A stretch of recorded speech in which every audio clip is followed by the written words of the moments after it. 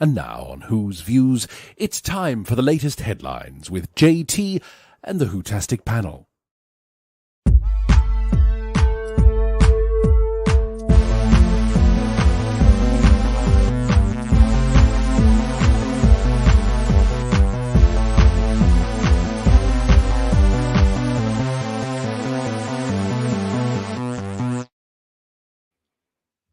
Hello, everybody. Yes, it's us here at Who's Views. Welcome back to Headlines, and we have got a big show for you tonight. Lots and lots to get through because, have you heard, NCUTI GATWA is sad. Oh, bless. Bad Wolf are planning, and yes, ASYIA is still writing. I've got to get into this straight away now. Nice to see you all. Welcome, welcome, welcome to the chat. It's lovely to see you. I'm going to bring in Paul is with me this evening. Hello, Paul. How are you? I'm not bad. How are you? I'm not too. Oh, I'm looking. We've got a big show. This is the big show coming up here on this one. And listen, just to let you all know, Ian is currently stuck waiting for trains and messing around with trains, which is notorious in his region of England. They've been so bad for at least 15, 20 years, maybe. They are notorious. So a big hello to Ian, in case he's watching. Hope everything's all right. But yeah. There was nothing he could do because it was out of his hands. So joining us tonight for this one to swiftly take over, it's Bedweer. Hello, mate. Hello, hello. I mean, if you want a reason to sort the national rail infrastructure out, you've got me instead of Ian. So there you go. I was about to say, Ian, you've regenerated. Yeah, no, I mean, it is what it is, isn't it? But as I say, it's notorious there. So I hope he's okay and he's not getting too stressed and, you know, everything's all right for him. I want to start actually as well, if I may, with Who viewers. Nice to see you all, by the way. We'll get to you in the chat very soon with, have you seen these pictures that were released this afternoon? Brand new publicity pictures of your new doctor and companion. We've got this one here. And as you can see, these are, well, arty ones, basically. Look at this. I'm not sure where these are going to be, but these have been issued this afternoon on social media. So there's Shooty and Millie there. And then this one is just Millie. Mm-hmm. This one is Shooty. Mm-hmm. And then we've got a variation on one we've had before. It's got little lights on it. Look at that. Okay. And then it goes to this one. And there you go. What initial reactions to those, gentlemen? The first one with the sun in the background was very reminiscent of a big Planet of the Apes fan, and the Planet of the Apes TV series title sequence reminds me of that a little bit. Yeah. Oh yeah, I see it now. I just thought it was an orange screen with lights on it. it's a bit pretentious, I have to say. Anyway, but whatever it's meant to be. So. Yeah, I mean, that's my word for today, but we are pretentious. Okay, we might hear this a lot. I mean, are these actors pretending to be models or models pretending to be actors? Yeah. I've not seen the new series, so I will leave that for others to judge. But it's not like you can see any of those shots on the front of a DVD cover or anything like that. No. I'm not sure what they will actually be. Let's come to everybody in the chat here and say, look, Andrew is here with us as well. Hello to everybody. Can we Photoshop GATWA out of those pics? You are a very naughty young man. Limekins is saying it's easier to sort the trains than the doctor. Gosh. And Tom is here with us saying welcome. Hello, Tom. It's nice to see you. Who else is with us? Hi, Michael. Nice to see you as well. There's always a twist at the end. Cloud SSJ4 is with us saying good evening. Yeah, so it's great to see you all in the chat. Keep your comments coming as we get into all this, please, because we've got lots to talk about tonight. And a huge and big thank you as well, of course, as usual, to Kirsty, who is in the chat, making sure that you're all chatting nicely. Let's put it that way. So thank you. She's in there now. There's Pete saying the orangey yellow have a 1980s feel. Is that Jinx Monsoon you've got there, Pete? I think it might be. And hello, everyone coming in, says Kirsty. Indeed. Hello, everybody coming in. Nice to see you all. I was going to say, if these are kind of going to be, in years to come, allegedly iconic images of the Doctor and his companion, it's nothing on Tom of the Daleks outside BBC Television Centre or Liz Sladen and him and the Cyberman. It's not got the same vibe, has it, really? Not really at all. I mean, it just seems to be, as Bedweer has pointed out there, or, you know, sort of model-y type, or, you know, sort of or front cover ones that you've mentioned before as well. John's saying he's not keen on the pictures as well. So I don't know. Yeah, I just thought you might be interested. Yeah, they're just pictures. Yeah, They're just pictures. They are just pictures. It doesn't scream Doctor Who, does it? To be honest. I know, yeah. Before we get started as well, I'd also just like to say a huge thank you yet again for everybody that is sending us messages and sending us emails to our email address, which of course is whosviews1@gmail.com, which I know Kirsty's always putting in the chat for you there, but it's whosviews1@gmail.com. I do get round to, even if it's very quick, I do get round to actually replying to you eventually, but keep all those emails coming through. I want to say huge thank yous in this particular show to Michael Webster, Mark Milford, Simon Lesley, Jonathan Kundle, and Glenn Martin Jones for your mails as well. Some of your stories will be in this. We'll carry some of them over as well. And John Mason as well, who sent me, on Monday in our Devil's Chord review, I said something like, well, where does that come from? Where's the title come from? And why wasn't it explained in the episode? But John has actually taken the time to tell me. So thank you, John. He says that it refers to an interval of flattened fifth that was banned in Europe as it was believed to have connections to the devil in the oldie days. So there you go. Did that come across in the episode at all? Not for me. There was a mention from the music teacher that I picked up on that alluded to that a little bit, I think. But you watched it twice, didn't you? No, I've only watched it once. Oh, just the one? Oh, I couldn't bear to watch it twice. I watched Space Babies twice, and I thought I'd watch this one again. I tried watching the first 5 minutes tonight when having my dinner, and I turned it off. It's a glutton for punishment, viewers. He really is. Couldn't do it. You know? Just don't add to their numbers. Don't add to their numbers, Paul. No. I know. That's the problem, isn't it? Yeah. Well, listen, let's crack on with what we've got to you today. Now, on our birthday show, for those of you that were with us a couple of weeks ago when we celebrated, or was it only last week, that when we celebrated 1 year of this channel, George was with us on the panel, and George is in the industry, and he had said that he had read that particular day, that Friday, he had read that Disney had actually, in some sort of article or an interview, had said that they had only invested in 2 series of Doctor Who and were then going to wait for feedback before they actually said they would invest in any more. Okay, so we got all that. Some of you got in touch with us saying, oh, where was that from? Where was that from? So George went off to look. There was a couple of places he found the article in, and he sent us this one for you. This is from Media Mole. Disney Plus to make decision on Doctor Who future soon. The article said, Disney Plus could reportedly make a decision on whether to renew its deal for Doctor Who in the near future. The streaming giant teamed up with the BBC to relaunch the show last year under Russell T Davies, a move that has significantly increased the budget available for production. Davies recently revealed to SFX magazine that the agreement with Disney was for 2 years, and now the Mirror reports that the deal covered 26 episodes. Covered in that tally are the 3 specials with David Tennant, the 2023 Christmas special, 2 full series of 8 episodes each, the 2024 Christmas special, and a 5-episode spin-off centered on the Sea Devils called The War Between the Land and Sea. All of the Doctor Who episodes in the deal are now almost filmed, with production on the spin-off is expected to begin soon.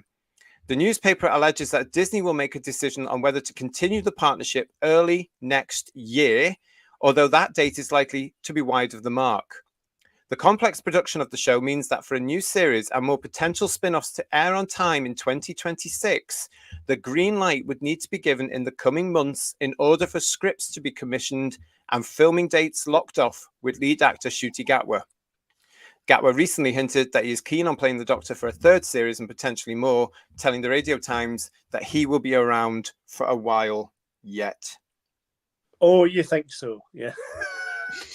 What do you normally say? Well, that's all right then. That's all right then. Yes, to quote the toy maker. Yeah, exactly. Yeah. It's interesting, that article, that we'll probably find it next week, that they've cancelled it, but it alludes again to the spin-off series, which is really interesting, because I wonder if they committed to that as well as the 2 series, or that's still a kind of potential production. Well, according to that, it's all in the deal. So, well, that means it's coming then, because remember, we were talking about that for a while, the Sea Devil spin-off series, which is going to be interesting. I mean, a 5-episode miniseries, is that, because I imagine they'll have to, invest in Sea Devil costumes and sets and all that sort of stuff. Well, they've got all the costumes from that Legend of the Sea Devils, but we remember. Yes, that was the only good thing about it. I tried to block out the rest of it, but yeah, I mean, who knows? Who knows? Just 5 episodes seems really short for a miniseries, but then we're getting a run of 8 episodes, and that counts as a series now. So yeah, gone are the days of 26 episodes, are they? Well, a lot of Disney shows, the Star Wars shows, are all 8 episodes long, aren't they? Kind of a lot of them, so they're going by that model a bit, aren't they? They are a bit. I mean, it is sort of doing the whole Disney thing, isn't it? Really, you know. I don't know. It's following those formulas, I don't know. I don't know what to say about it at all. But thanks for George for giving that, giving us that clarification now on what he was saying on the birthday show. But it doesn't look as if anybody really is interested about that in the chat at all. About this at all. Everyone's moved on in the chat. That's fine. Yeah, that's fine.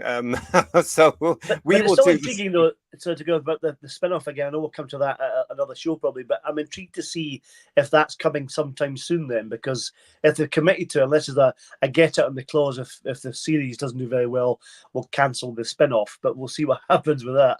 Yeah, well, we've had no hint of production, have we? So it's not like we've seen Sea Devils on the streets of Cardiff or anything, is it? So... No, exactly. Yeah. Oh, well, there we go. That was, again, thanks to George for sending that to us. Really appreciate that. Can you hear me all right, guys? I've got a technical issue here. Are we okay? No, you're I fine. can hear you fine. Yeah. Right, lovely. Okay, well, we'll carry on then. Let's get on to our next story then. So thank you again for everybody on that one. Do you know who these two are? Oh, of course you do. Yes, it's Jane Tranter and Julie Gardner, isn't it? It absolutely is. And of course, they are the founders of Bad Wolf, who are, of course, the new co-producers and investors and partners of the new version of Doctor Who. Well, they've been, just before the launch of Doctor Who, they were featured in this. This is from the Los Angeles Times. Ooh, get them. Because, of course, Bad Wolf is based in not just Cardiff now, but over in America in LA. That's where they are. So that explains the new, fabulous, glitzy-looking Hollywood look from these ladies here and the big, glamorous, fabulous looks. But let's get into this. Doctor Who is primed to be bigger than ever. How Bad Wolf is helping lead the charge. All right, now a lot of these articles tonight are actually quite long, so please bear with me as I go through all this, and then just let me know what your opinions are. Can I just say something about the photograph? They must call them the housewives of Bad Wolf or something. That's what they look like. Yeah, big hair. Here we go then. Here we go on this one for you. Bad Wolf, the name of the production company founded by Jane Tranter and Julie Gardner, is a Doctor Who reference. Before teaming up for this joint venture in 2015, the industry veterans have worked together for years in various roles at the BBC and BBC Worldwide. One of their earliest projects was the 2005 Doctor Who revival from showrunner Russell T Davies. Those who've watched that first season will pick up on the reference, a message scattered throughout time and space to lead the show's time-hopping heroes to a specific moment. For Tranter and Gardner, calling their company Bad Wolf was an acknowledgement that their professional journeys had always been leading up to its founding. Despite their previous roles in bringing the long-dormant Doctor Who back to television screens with the revival, executive producers Tranter and Gardner, as well as Davies, whose first stint as showrunner on the series ran from 2005 to 2010, don't consider this homecoming as doing things again. I don't talk about coming back because it's a new show, says Davies, a lifelong Doctor Who fan, whose first memory of life is of the series. I wanted the show to be bigger. I wanted to take the show forward. I wanted to be with a big streamer. I honestly believe in the show. Similarly, the Doctor Who team refers to this new season with Gatwa and Gibson as Season 1, despite it being the 14th season of the revival, and the original, as we know, ran from 63 to 89. Often with the regeneration of the Doctor comes a new era, says Tranter. What it means is that the show, by necessity, gets a kind of injection of freshness because the Doctor changes, the writers change, the showrunner changes, the producers change. I think that's a critical part of why the show has lasted for so long. We're going to move to the paragraph after that. Doctor Who has entered into a new era. For Tranter and Gardner, any chance to work with Davies was an opportunity they wouldn't pass up. And working with him on a series they all love and shepherding it to this new phase just felt right, says Tranter. It was everything Bad Wolf has been leading to. With the studio in Cardiff in Wales, Bad Wolf is known for its fantasy adaptations like HBO's His Dark Materials, based on Philip Pullman's trilogy of novels, and AMC's A Discovery of Witches, based on the book trilogy by Deborah Harkness. Bad Wolf's resume also includes acclaimed limited drama series The Night Of, dark comedy I Hate Susie, and workplace drama Industry. We have very eclectic tastes, said Tranter. We both like working on a small scale and we like working on a big scale. Davies admits that he doesn't think he would have taken on showrunner responsibilities this season without Tranter and Gardner, pointing to their experience on shows with bigger budgets. I knew I was embarking on something massive, and I wanted to work with people I trust and love, says Davies. I also wanted to do it with people who will push me, because I would rather die than hand in a bad script to Julie and Jane. The thought of letting down my friends and making them work hard on something that doesn't work would kill me. I knew they'd keep the standards high. Steady on, Paul. But while Tranter and Gardner were previously involved with Doctor Who, their roles this time around are very different. When the revival launched, Tranter was the controller of drama commissioning at the BBC, a role on the more strategic decision-making end. Now, because the series is shooting at Wolf Studios and she is on site, Tranter is plugged into the day-to-day production. Gardner, on the other hand, was more in the trenches of the production during their first go-round as head of drama for BBC Wales. Now based in Los Angeles, she is navigating the challenges of being farther away. Their experience pitching and producing shows for both sides of the Atlantic has led to learning additional skills and a new way of looking at the work, says Gardner. This has affirmed her belief that Doctor Who will always be and must be quintessentially British show, she says, pointing to its eccentric humour. Spelled wrongly. It's British, but it's always been universal. It's been universal in its themes. It's been universal in how it tries to put an arm around the audience. It talks about big themes, about humanity, about how we live. It's British and its core, but it's bigger than that. The goal, Gardner explains, is to retain this Doctor Who spirit while moving it forward. The article continues. Part of that meant figuring out who could be the right doctor for the present. In 2022, the production announced that GATWA, 31, would take on the mantle, making him, here we go, the first black actor in the role. A Scottish actor born in Rwanda, he was mostly cast in stage productions before landing a breakout role in Netflix's Sex Education, and in his outing so far as the 15th Doctor, GATWA exudes a more mischievous, youthful energy. I thought, who do I want young viewers to look up to and to emulate in a tough world, said Davies, who mentions how we live in heavy times. I want people of all ages, frankly, to turn from the news and to turn from whatever aggression there is online and to come to a nice, safe space where we'll have a good time. For Davies, one of the good things about 2024 is that people are now more open to speaking up about their feelings. He teases that GATWA's Doctor will explore a full spectrum of emotions. Davies admits his excitement and focuses on attracting new viewers to the series, especially now that it has a larger platform through the partnership with Disney, because he believes existing Doctor Who fans will come along for the ride. Even though you told us not to. Okay. Exactly. And I hope they have a brilliant time, says Davies, who jokes that he is willing to go door to door to get new viewers to tune in. But he's not the only one hoping to attract a new audience. I want everyone in the world to know Doctor Who and watch Doctor Who, says Gardner. The adventure, the hope, the optimism, the joy. He's curious about the world, and that feels very unique to me.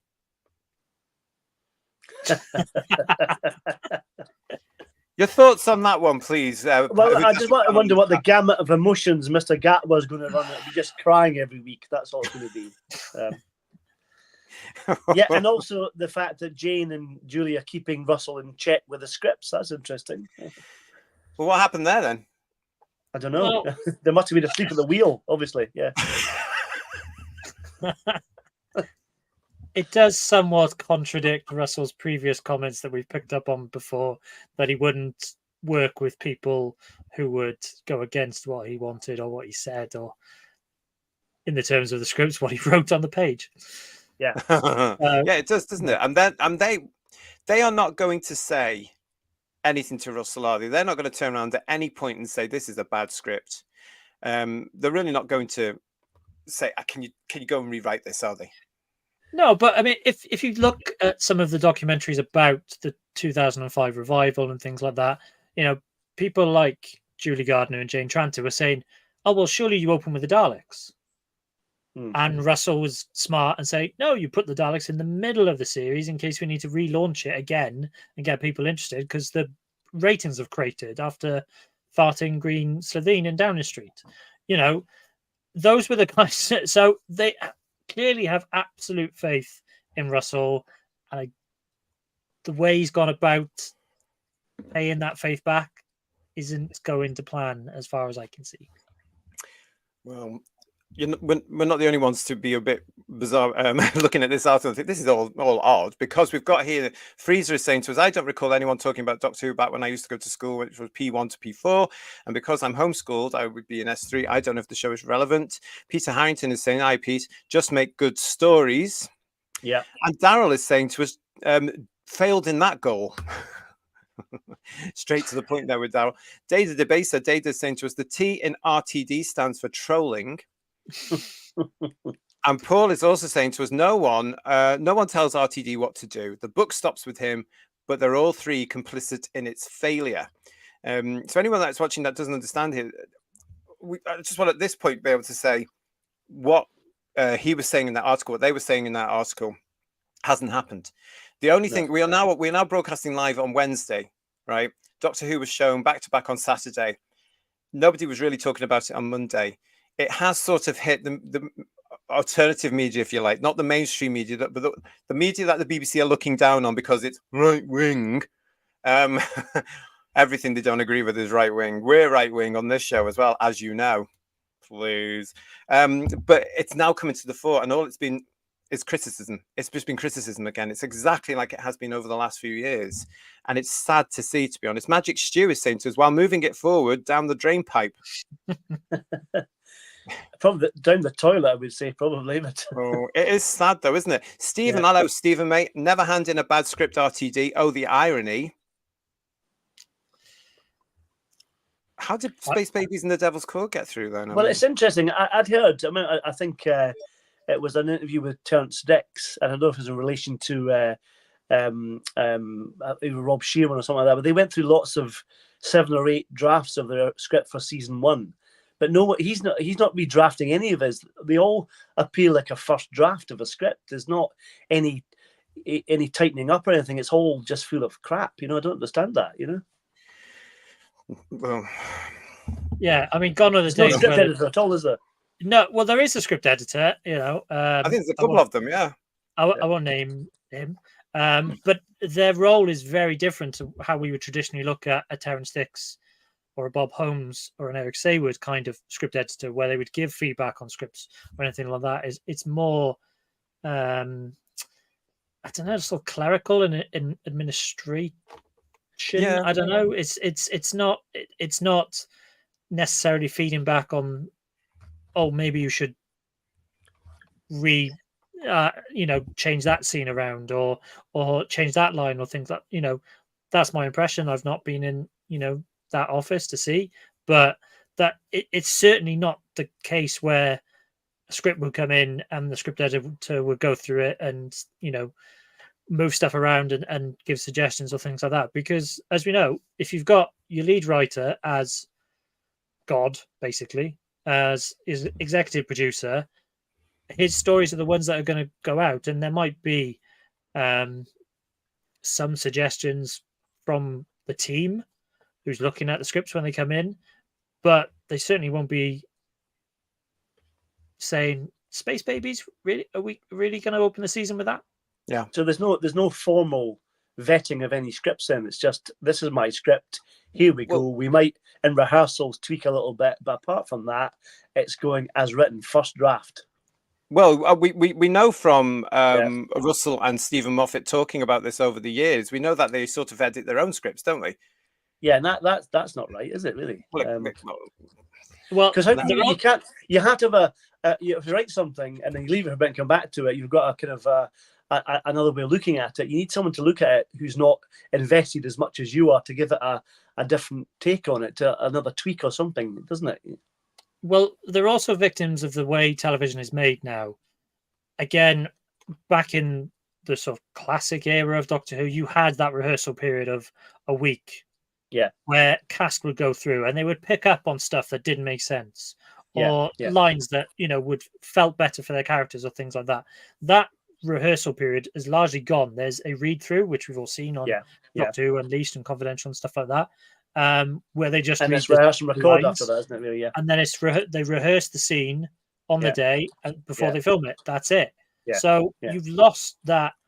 And all these things are shot out of order as well, so you don't have that overview of the whole story. So if you're if you're shooting GATWA and you're thinking, oh, well, this doesn't make sense as a whole piece, that's not going to become apparent to you because you're only taking little chunks here and there, and you're having to learn the whole, all your lines, which are significant anyway. So you don't have that overview of the whole thing as to whether it actually fits together, and you're dependent on directors and what material you've been given to start with actually making sense in the first place. And that's why you need another pair of eyes to look at it, like a script editor, to look at it and say, well, actually, it doesn't work. Let's try this, put this in, move that around. But there's no time for that kind of development at all then, is there? Yeah. No. It does seem that it all starts and stops with Russell T Davies, doesn't it? And that's where the book, I suppose, with all of this, must actually stop. I mean, he's controlled all of it. I think it's a big mistake that film and television, and sometimes theatre as well, have reduced rehearsal times to an absolute minimum. If they can do a 2-week rehearsal period for a play, they will do, or rehearse and record for telly. If you're a bigger character, bigger actor, you might get some rehearsals with perhaps Shooty and Millie to kind of build rapport and chemistry and that kind of stuff. But there's not any chance to develop a relationship with your fellow actors or other characters like they did in the old days, which is such a shame because there's a lot that came from that, I think. Oh, totally. Yeah. I mean, the personal relationships can be seen on screen, can't they? And that's so important. And you also got that whole feel from the staff behind the scenes as well. You could feel that everybody was doing 100% and supporting each other. Andrew's saying to us here, guys, look at this. The absence of a script editor is bleeding obvious. No, there is one in the credits, and but their role is very different these days. Well, it really is. And as you're saying, it's not the Andrew Cartmels or the Eric Saywoods or the Terrence Dicks, is it? It's not that sort of thing where they would just get a script and go, oh my God, and then rewrite it. If it's just admin bid where it sounds like they're in the typing pool and just type up the scripts and send them out. That's what they do. That's it. You never know. Pete's asking us, what other productions are Bad Wolf producing at the moment? Do you know? I don't know. I really don't know. I was under the impression it was just Doctor Who. Have you heard anything, Bedweir? I can't think of anything off the top of my head, but the ones they mentioned, A Discovery of Witches, is on sort of Sky channels and doesn't have a massive audience, but has a decent following as far as I'm aware. The Golden Compass stuff, whatever it's called, that was primetime BBC One Sunday night drama. That's finished now, though, hasn't it? That seemed to crater. That I think I watched some of the first series, but then when it came back, it just didn't make a mark at all with an audience. So, they're not getting massive hits. No. Well, and they're not getting a massive hit now, as we've seen. I mean, we are still, of course, waiting at this point as a broadcast. We're waiting for the final iPlayer figures, which, of course, we will be talking about here on Who's Views. We're definitely going to be talking about that. But it's not looking good at the moment from the overnights, is it? No, it's not. But we might get a surprise. No, well, we are in uncharted territory when it comes to the viewing figures because it had that pre-transmission availability on the iPlayer. Yes, and we've seen that, haven't we, over the last couple of days? And people watch television so differently these days, you can't calculate it properly, can you? So who knows what kind of numbers they're going to throw out? I know. I mean, it's going to be. Well, I don't know. We wait to see what's going to happen. Daryl is saying to us here: too many people in TV that have the same attitudes, no challenges. It's all so stagnant. Totally agree. It's not what it was, and that's why all the same stuff is being churned out constantly. It's the same. It's got the same feel to practically everything. It's just a format now, isn't it? It really is just absolutely awful. Well, the thing is now, television has changed to the point where they don't have money. Right? There isn't the money to invest. So things that don't require new investment and are relatively easy to produce. So your quiz shows, things like I don't know, Bargain Hunt on daytime TV. It's relatively simple format to try and churn out. Whereas drama needs a lot of investment, and they don't have that investment. And this is why they've had to go cap in hand to Disney and, to Bad Wolf to chip in a little bit as well, because in order to compete, Doctor Who has to be funded significantly. We know that because, we lived through the 80s when it wasn't funded properly. And that was the criticism. So it's really difficult now to, you really need to get a name like a Jed Mercurio. If he comes to you with a script, then you'll invest in that.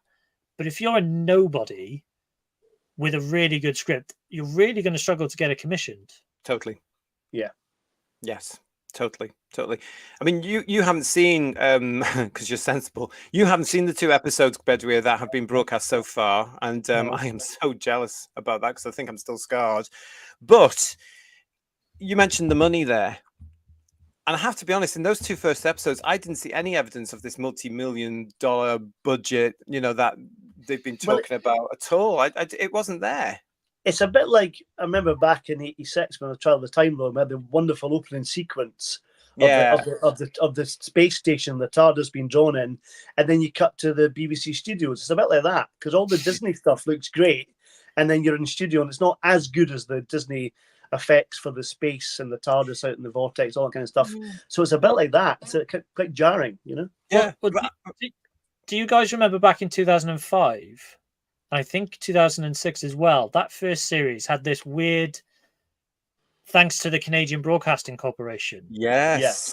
So this is not a unique thing. I think because they've got Disney, and Disney is a massive thing. Everyone's assuming that it's billions of pounds that they've invested in the program. I'm sure it's not.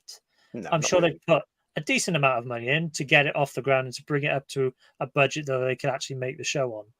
But yeah, if it's not coming across in terms of your CGI or your monsters, or that you've got a cast of thousands, well, where's I that? would be interested. I would be interested to find out what the budget is and compared to what it was like when they did it at the BBC, like during Capaldi's time, for instance. If you look at the effects in, say, Deep Breath, and I've said this before in another program, the fantastic dinosaur in that.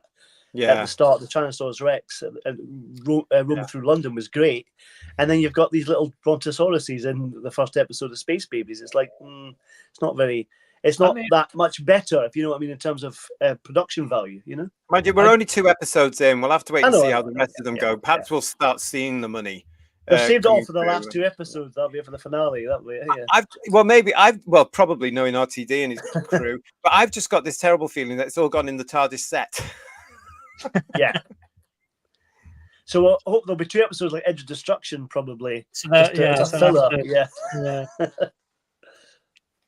I mean, it depends whether these things have gone up in terms of cost.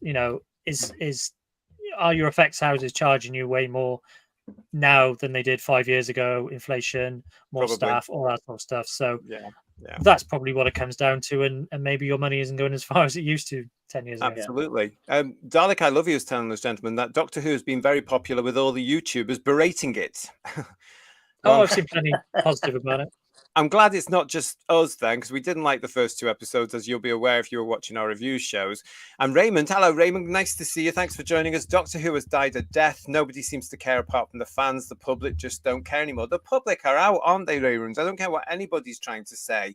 The public have gone. And the fact that what I would call the alternative news channels, and I'm going to name them now, actually, people like Talk TV and GB News, the ones that are not approved because they don't go with the dictate, so therefore they're written off, and the BBC allegedly tries to cancel them every 20 minutes and get them off air, all that sort of stuff. They do have people watching it. So, for example, Talk TV today had Doctor Who featured on 3 different shows through the day, and thank you to those people who were letting me know about it. I really appreciate it, the guys who were mentioned earlier. And they're not going to be the same people watching those shows. So, of course, what happens there is they watch what these commentators are saying, and these people from the tabloids coming in saying it was rubbish and blah, blah, blah. So what they're not going to do? They're not going to watch it. Yeah. So it counts, doesn't it? It absolutely counts. Everything counts. And if people come across these sorts of shows, our sorts of shows, and we're going on, oh, we're fans and we think it's rubbish. That's not having. Well, It's like that episode of Open Air again with Chris Chibnall, isn't it? Well, the general public would tune in when it's on the telly. If they were, they're not necessarily going to seek it out on iPlayer beforehand, but they'd know when it was on BBC One and they'd tune in for that, and they clearly didn't. Yeah, exactly. Thank you, everybody, as usual, for all the lovely comments you're giving. Thank you very, very much, and keep them all coming here. Let's have a look there. What's going on? Yes, and Kirsty in the chat is giving you the email address as well. It is whosviews1@gmail.com. So thank you. Daryl is saying to us here, weren't most people rolling their eyes at the safe space mantra years ago? I don't understand all this safe space nonsense. I really, really don't. I mean, it's in the colleges and the universities here in the UK as well. And their students, they should be told the world isn't a bloody safe space. It's not going to bend the knee, however hard you try to your delusions. Get out there. I'm actually surprised Doctor Who doesn't have a trigger warning at the start. Yes. Because, they're doing that with theatre now. They're doing it with various old TV programmes. It's only a matter of time, I think. Well, although it's not scary enough to trigger anyone, is it, to be fair? But, they don't want it to be scary now, do they? They're not supposed to have it scary because that might traumatize these young adults, basically. I think it's vital that kids have the sort of fairy tale gothic element scares. Because children love being scared. You know, we all did. And I'm sure they still do today. They like the scary stuff. And Doctor Who doesn't seem to be doing that now. It's going to take it so far and then wind it back, isn't it? In case we traumatize. And that's for these sort of young people, probably from their mid to late teens onwards into their 20s. You know, we know the sort who are going to be traumatized. If you say boo to a goose, for crying out loud, it's just ridiculous, isn't it? It's absolutely not vicious. They're like swans. You're very careful. Gotta be careful with them. Pete Saints was here. My God, rehearsal is so important. It's so sad the way the industry has gone. It really is. And it was such a bonding experience rehearsing, wasn't it? Yeah. You know, I mean, it's nice. I do laugh occasionally. Jodie, who joins us occasionally on our shows here and isn't joining us for Whose Views Reviews as well. She does amateur dramatics, okay, and she'll do the odd play. And I'll say to Jode something like, oh, how long is your rehearsal run? And she'll go, something like 8 weeks or something like that. And I just think, what a joy that must be to get 6 to 8 weeks if that's the case, Well, some amateur companies do like 3 months of it and then they do 4 nights and that's it, which is a long gestation period. It's like doing Chekhov in Russia kind of things, but like that. Yeah.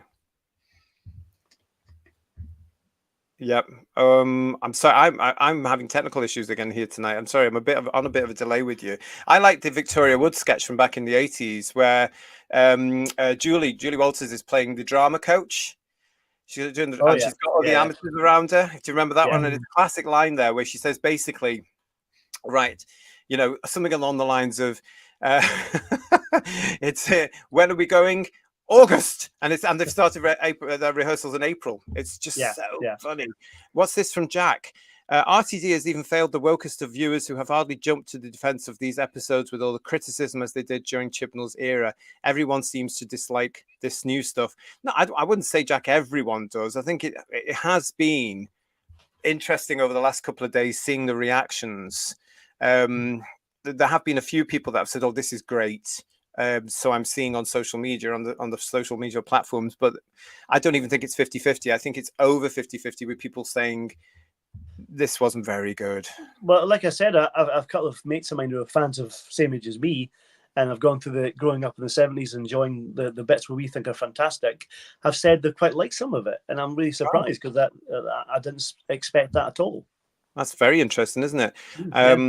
We've got Limekins here, but we're saying nobody is talking Doctor Who. There is zero buzz anywhere. Only increased desperation from BBC's PR department trying to stoke interest for Boom. Yes, I mean, I shared a picture with you guys yesterday evening. So I was scrolling through the BBC Sport app, looking at the football scores, and saw an advert for Doctor Who on iPlayer.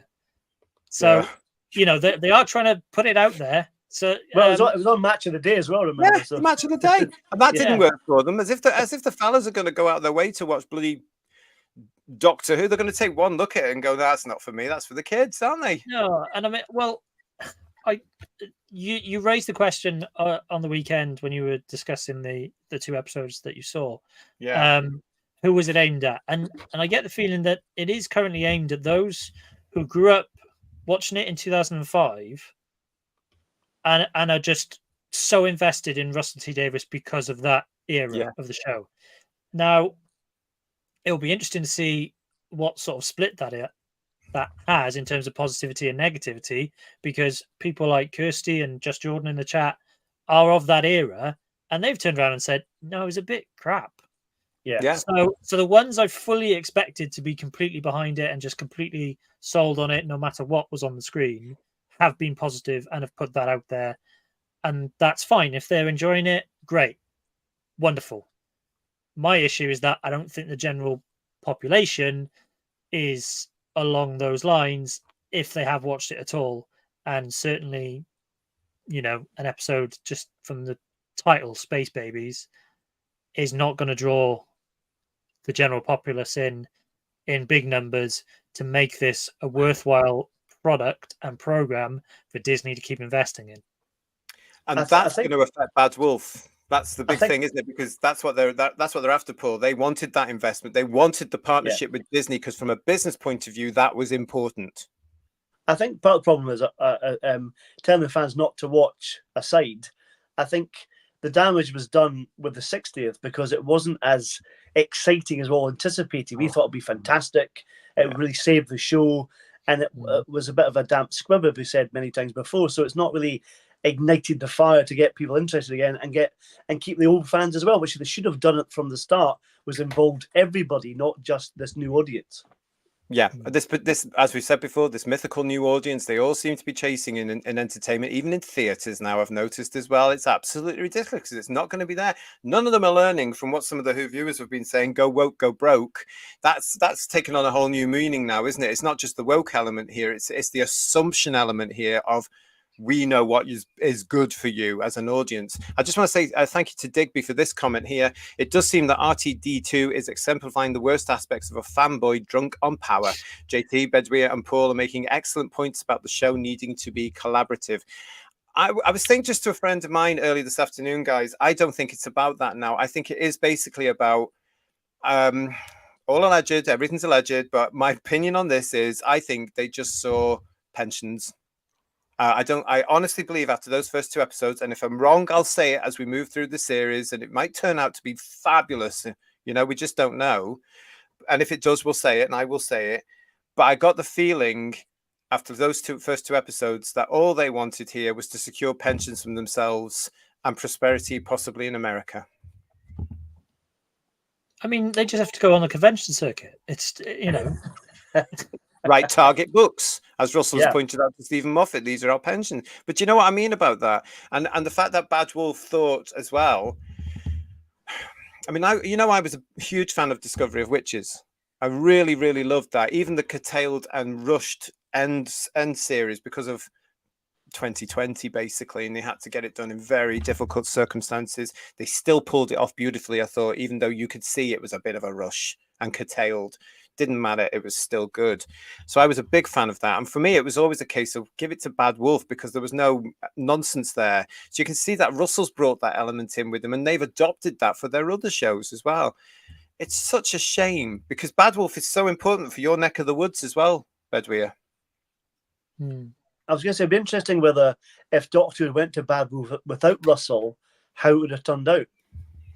Probably better. Probably. Well, yeah, I mean, I like what you're saying, JT, about that collaborative spirit, and I think Doctor Who has very much fallen away and is very much becoming one person's vision. Now, we had some great stories in that 2005-2008 period from Gareth Roberts and Matt Jones doing The Impossible Planet, and Moffat chipping in, and like loads of different stories coming from different writers. Now it's Russell's voice who's dominating. Before that, it was Chibnall who was dominating with a few, Malorie Blackman wrote Rosa and things like that. But before that, Moffat was very much tweaking the scripts that were coming in and putting that in his vision, because it is one person's vision of the show, and I think it needs different voices. And if you are going to tell stories about Rose from a trans person's perspective and things like that, why is it not written by a trans writer? I'd rather that perspective than Russell's perspective, because he's not lived that. Do you know what I mean? I mean, okay, I do know what you mean. I mean, the Doctor Who is the place for those sorts of stories. No. But if you're going to tell those types of stories, it needs to be coming from people that have those experiences, or those who have ideas that are different to what the main person wants, because you need that collaboration and that milieu of different voices. Yeah. Would you agree with that, Paul?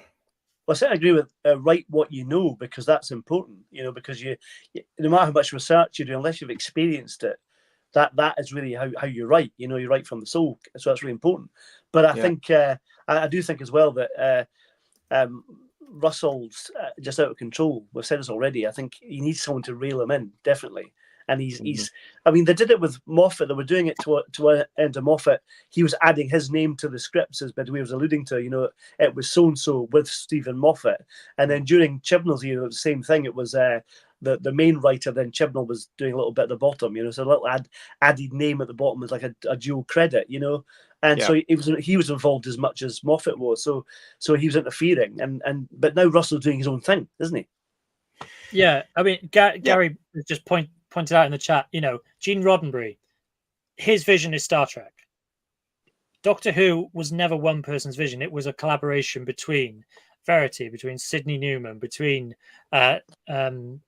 Waris Hussein, the actors as well coming into it. Hartnell had his interpretation. Like, all these people come together.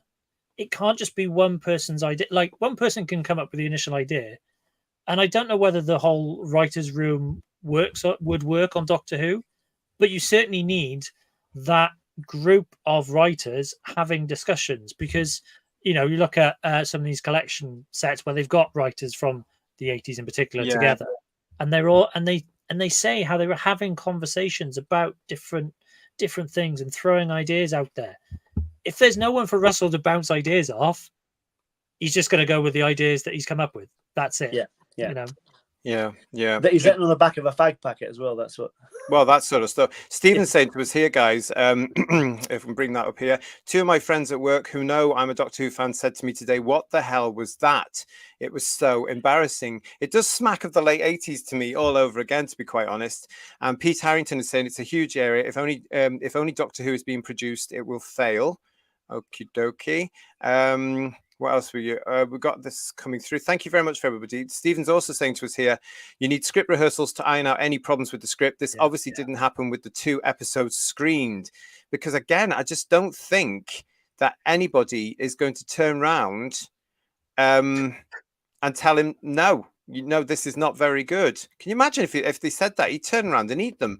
Divine and Dragon is saying, JT, you aren't the only one scarred soul for those 2 episodes. Oh, I'm so pleased. I'm so pleased. We'll never unsee those episodes. You realise that, don't you? So. Well, for the cost of the 3-minute musical number at the end of Devil's Chord, surely they could have afforded a Beatles song. Excellent point. Yes. Wait, so sorry, they had an episode with the Beatles and they couldn't use Beatles music? No, exactly. They couldn't do these Beatles music, or Silla's either, which would have been infinitely cheaper, I'm sure. And Frieza is saying it's because the visual effects artists have been overworked and not given enough time, despite the money that's being put in. Disney is very guilty of this. That's interesting, isn't it? I don't know anything about that. So that's very believe that. Yeah, because I can believe it, actually, thinking about it. Yeah. And Duck Soup is with us. Hello, Duck Soup. RTD knows what he's doing. This series is quite self-aware. The question I want to ask him is, why? It's a good question. One that we're never ever going to get. Oh, I don't. Well, maybe one day one day we'll know about all this when it all comes out. When it all crashes, there'll be a book that'll come out, no doubt. Yeah, well, yeah, probably. Mark is saying to us here, we're 2 episodes in with 6 remaining, and the show's charm is already fading, as indicated by the negative reviews and low overnight ratings. It is difficult to say that what's going to happen next and where we're going next, of course, with all this. Gareth is with us here. Hello, Gareth. Doctor Who of the 80s wasn't bad. It just went on for too many years. It was tired. And I'm getting the sense, Gareth, of deja vu here. Is it just me? No, history's repeating itself a little bit, I think, yeah. Yeah. It does seem very familiar territory that we're going on here as well.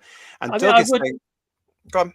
No, I would counter that slightly in that I think when you had new ideas coming in, like Eric Saywood coming in, like when Andrew Cartmel came in, there was an uplift and things did improve. And I think it just, as I say, needs new voices and new ideas, and more of that collaborative idea with a new Doctor coming in. So more bouncing off Ncuti and his character, perhaps. I don't know. I've not seen anything other than the Christmas episode. You know, that kind of thing. And yeah, as Doug says, you know, that structure of classic Who, rather than having one voice, you know, you still got, you know, one person producing it, executive producing it, you know, and all those sorts of, you know, technical things of having to get the production done. And you've got to have consistency with character. This was my issue with the Jodie Whittaker era, was that despite Chibnall being in on all the scripts, there was absolutely no consistency with the character at all. You had no idea who the 13th Doctor was because she was incredibly inconsistent. One week she loved conspiracies, the next week she hated them.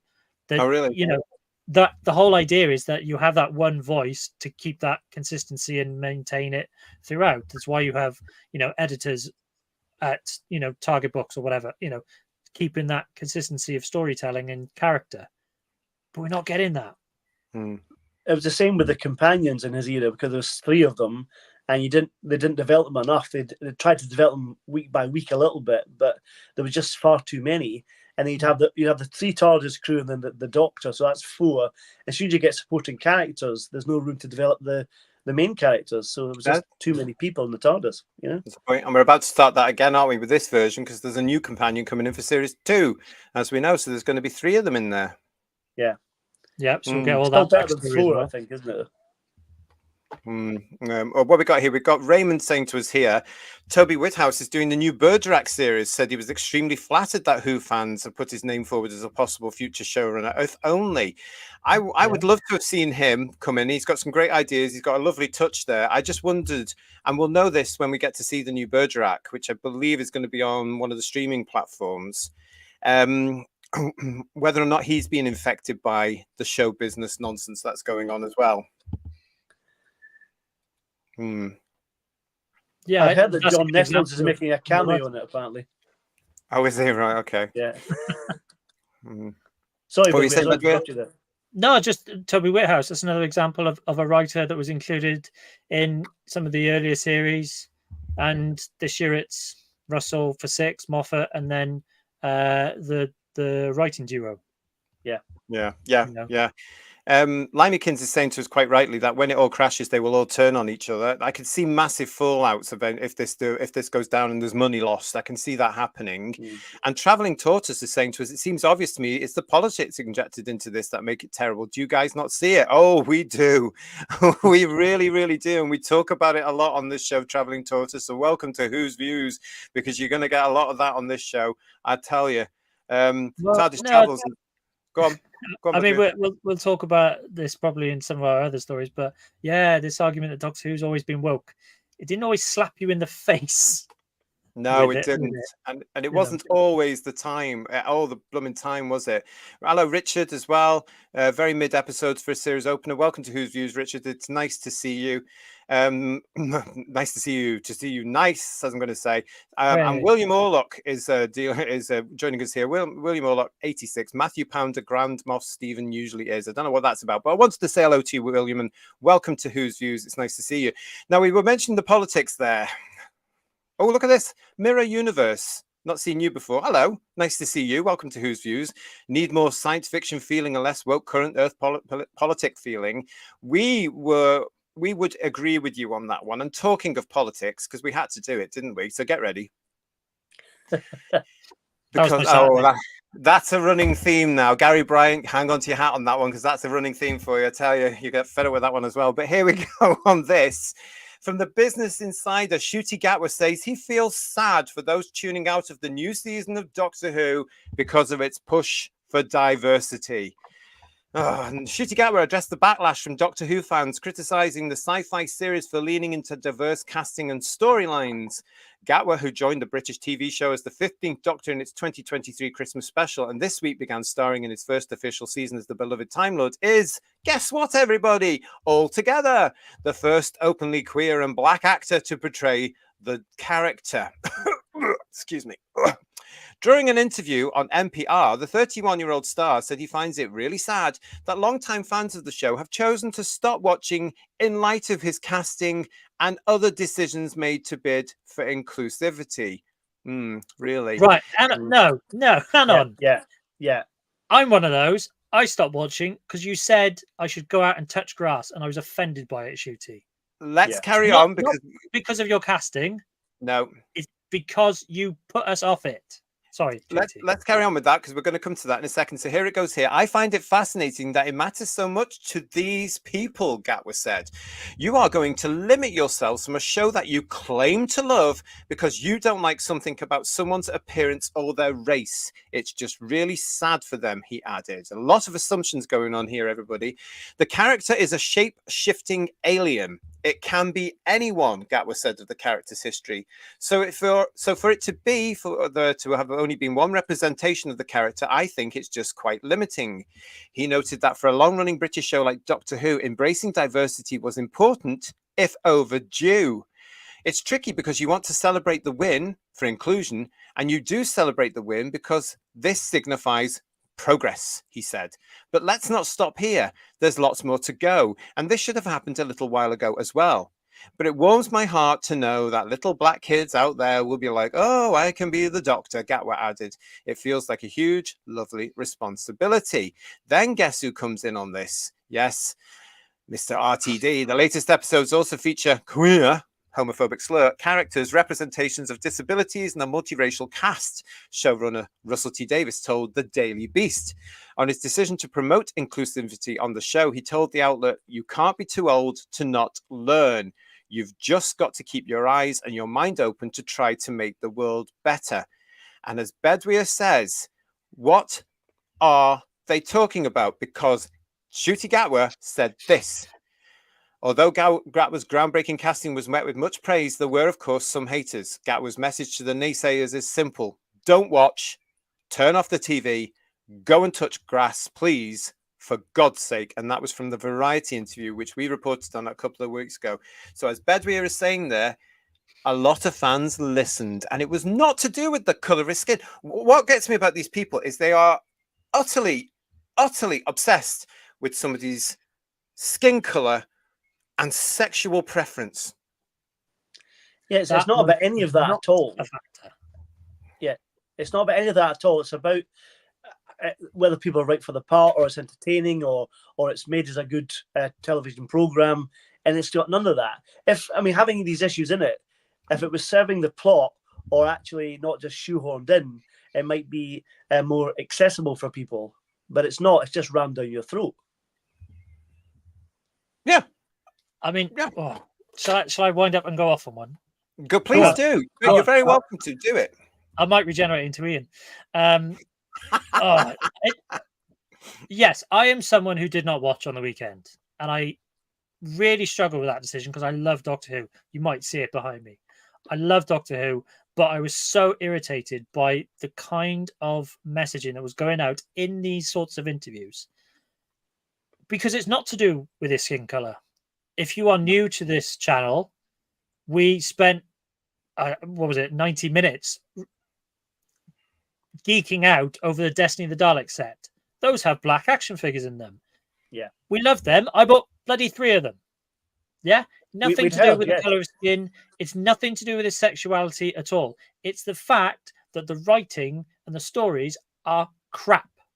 Yeah. I had to sit through Legend of the Sea Devils that completely ruined, one of my favorite monsters ever.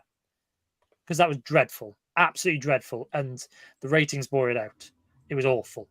Power of the Doctor was slightly better because there were some nice moments with our favorite doctors coming back and all that sort of stuff.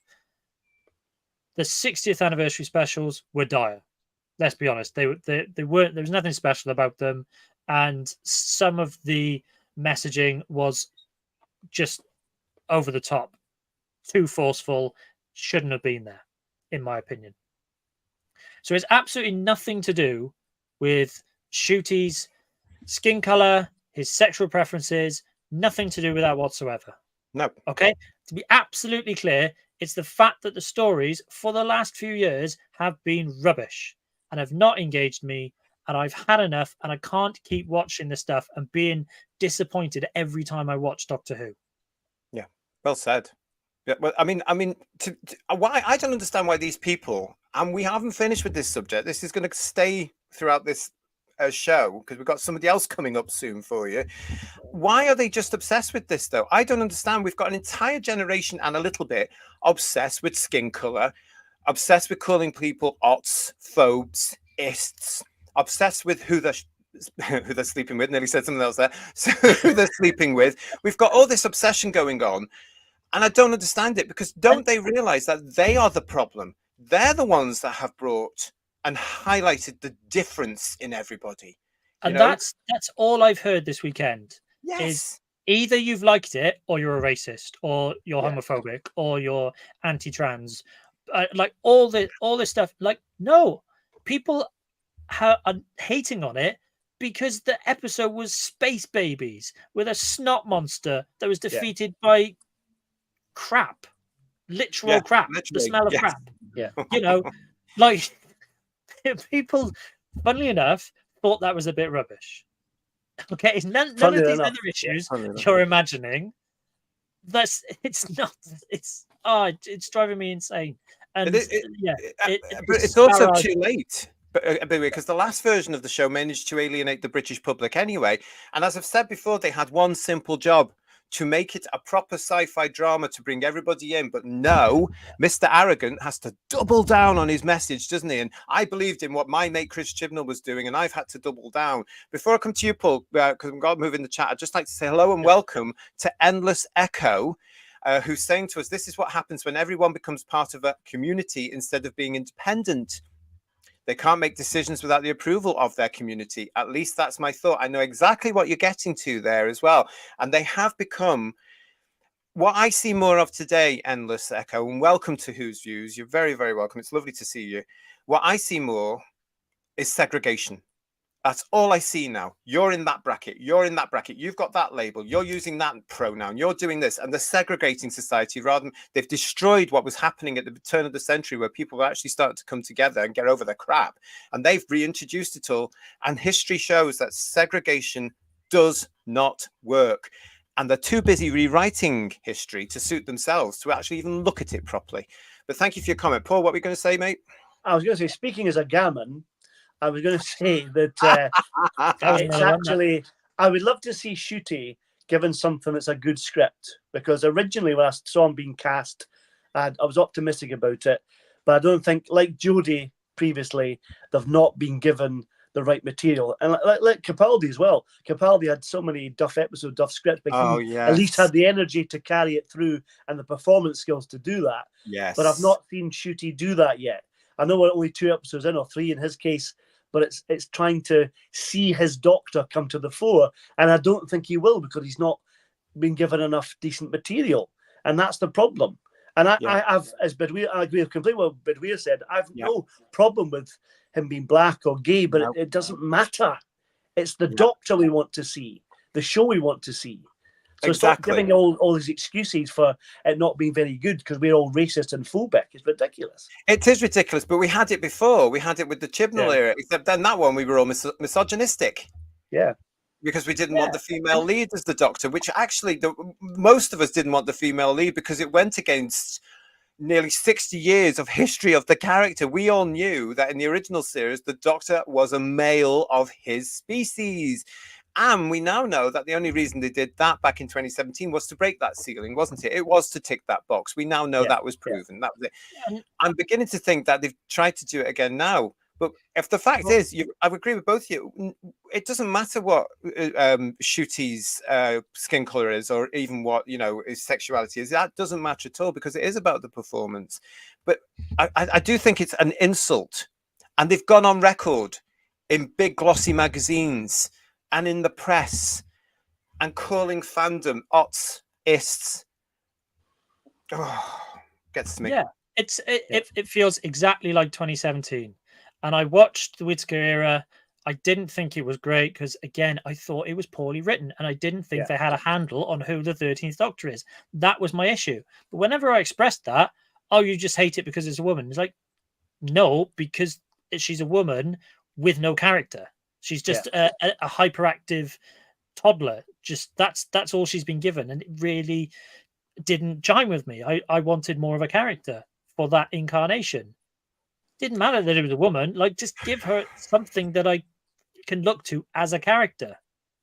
And I felt uncomfortable expressing those opinions because I was getting called, oh, well, you're sexist because it's a woman now. And I didn't think it worked. And I think that's down entirely to the writing.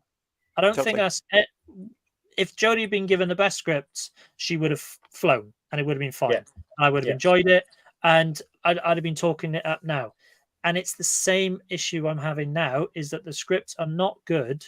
The stories are not engaging me. I'm just being battered by messages of, environmentalism and things like that I'm all on board with. You're preaching to the wrong person here. Yeah. Like, I'm all for equality and everything like that. You don't need to tell me this stuff. What you do need to tell me is a really good story that really engages me and gets me gripped by the drama. What they don't seem to understand. Sorry, Paul, you go ahead. I was going to say, by all means, put all that stuff in if you want to, but do like old Doctor used to do and make it part of the narrative, and it works and it's not shoehorned in. Make it more subtle, but have a message, have it on different levels. Adults might get it, kids won't, but it'll be of different levels. But don't just make it blatantly obvious. And like not every week. Yeah, not every week. Yeah, not every week. Exactly. One a season maybe. So you can just go, ooh, all right, and then you get onto the sci-fi. The guys are saying in the chat, not enough sci-fi. Have we had sci-fi for a little while? Not really, because they've lost the ability to write sci-fi now. And what they don't like about sci-fi, as I've said before, as science fiction fans, we've been inclusive for decades. Because we've been hobnobbing with aliens and our minds have been going on to stuff and droids and androids and all sorts of blue people, green people, purple people, all sorts here. Decadent Dave is saying to us here, they preach diversity and inclusivity while at the same time reverse discriminate against straight white men, especially. And that ties in, Decadent Dave, what I was trying to say the weekend in one of our shows. It's as though they looked at the sci-fi community as a bastion of white straight men and thought they've got to be lectured to, and yet nothing can be further from the truth, can it? Because it hasn't been. It's not just straight white men in there. There's been women around for years, whether they believe that or not. There have been gay men attached to science fiction since time immemorial, myself included. Just Jordan is saying to us, the backlash is that the bloody thing doesn't look like sodding Doctor Who anymore. Well, it's right, isn't it? It's absolute nonsense. Stephen is saying to us here as well, Toby Whitehouse, Gareth Roberts, Stephen Moffat, Mark Gatiss, Tom Michael. This was why the episodes were so diverse. But you lose this with mainly just one writer.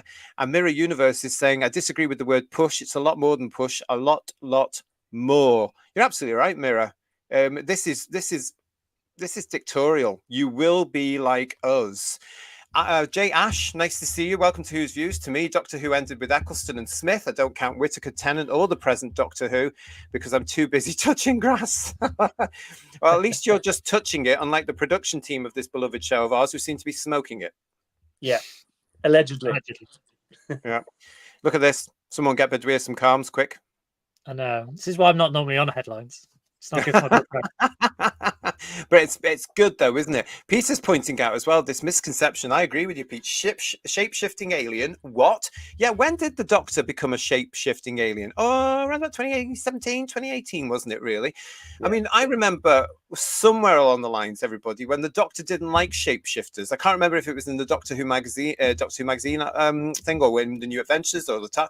But he was no, I'm a Time Lord. I'm not a shapeshifter. I regenerate. I don't shift. He had that thing about the shapeshifters. I remember trying to say this. No, they're not Time Lords. We're not shapeshifters at all. So this lot seems to be using that as some sort of pathetic excuse, isn't it? Was it something to do with Frobisher or something? Was it? I don't know. Can't remember. Yeah. I tried to find it years ago, but I can't remember if it was one of the novels or the books or something. But there was this thing where the Doctor just said, "No, a Time Lord is not a shapeshifter," and he was quite snobby about it as well in a Time Lord Yeah. beautiful way. You know, how dare you? Looking down his nose at them. I'm sure it was in the But- magazine. I don't know. Yeah, well, because they've messed around with regeneration, which was such a simple idea. Yeah. He gets old, deteriorates, gets injured, whatever, has to regenerate himself to continue living.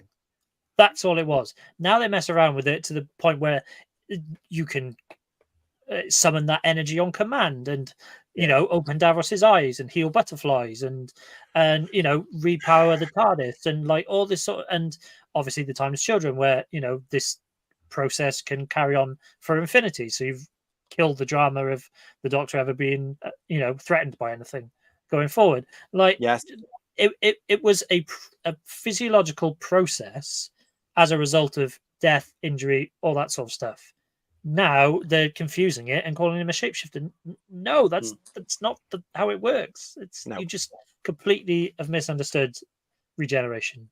Yeah, totally. And well, and after that bi-generation nonsense, so is Russell. Doug, what a load of shite. People are tuning out because Doctor Who is not Doctor Who. Having said that, I still have some hope for Boom. Me too, Doug. Fingers crossed there, because I have too, actually. Fingers crossed. Paul.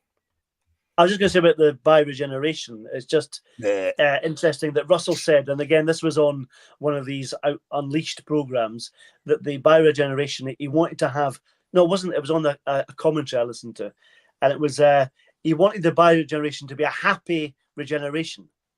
You're missing the point entirely. It's not happy. It's a death. Yes. For goodness sake. You And know? a traumatic With a experience. laser. Yeah.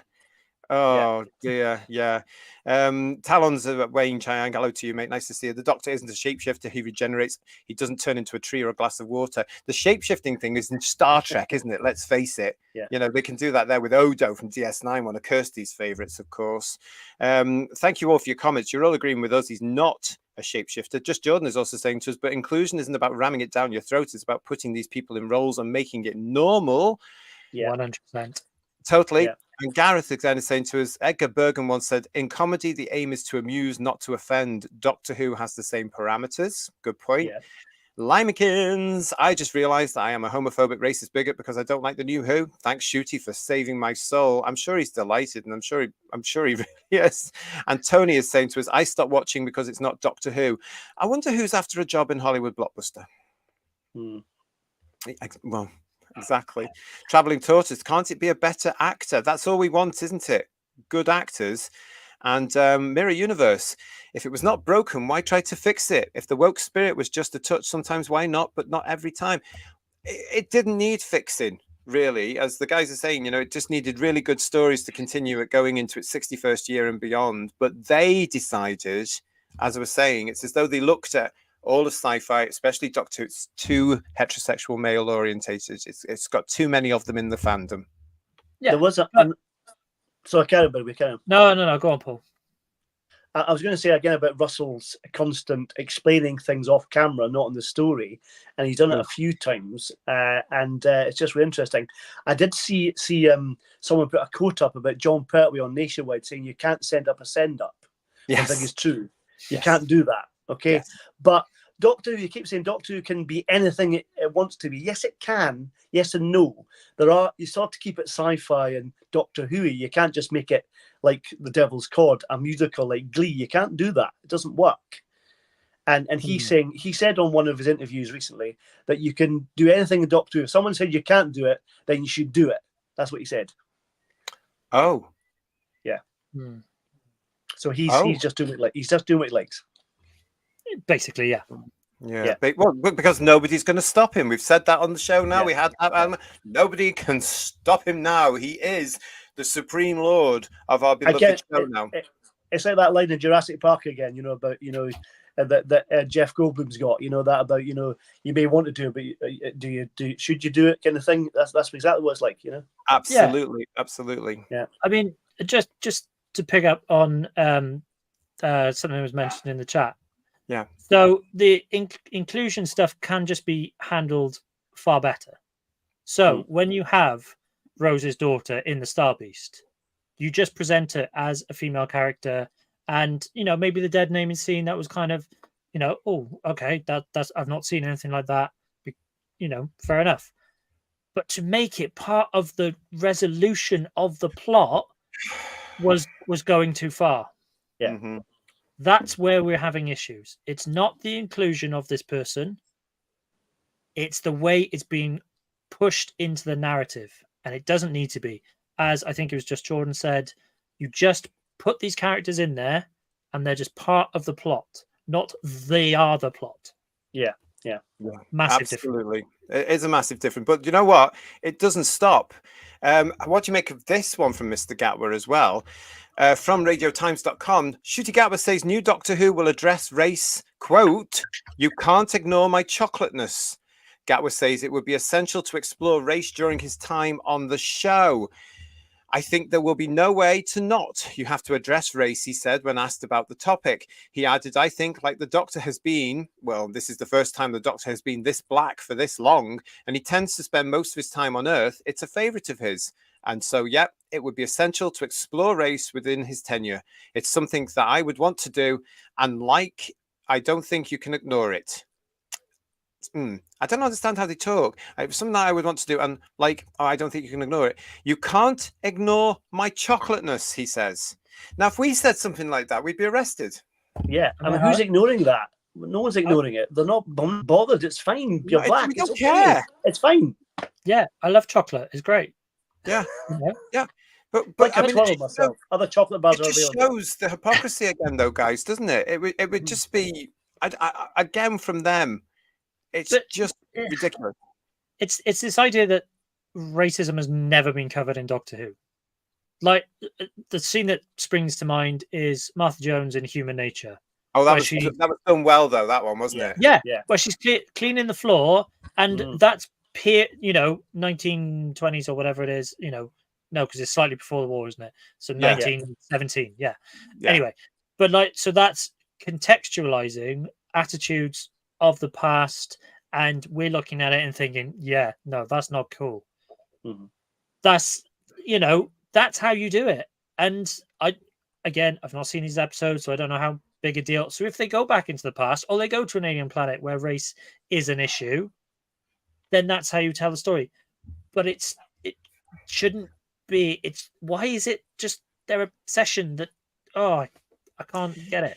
Going back to Jodie's era as well, they did the same thing with Jodie when they went to with Alan Cummings as King James with the Witchfinders, and she was persecuted for being a witch. And it's like, well, that's because she's a woman. That's why they did it. It's like, well, that's just lazy writing, isn't it?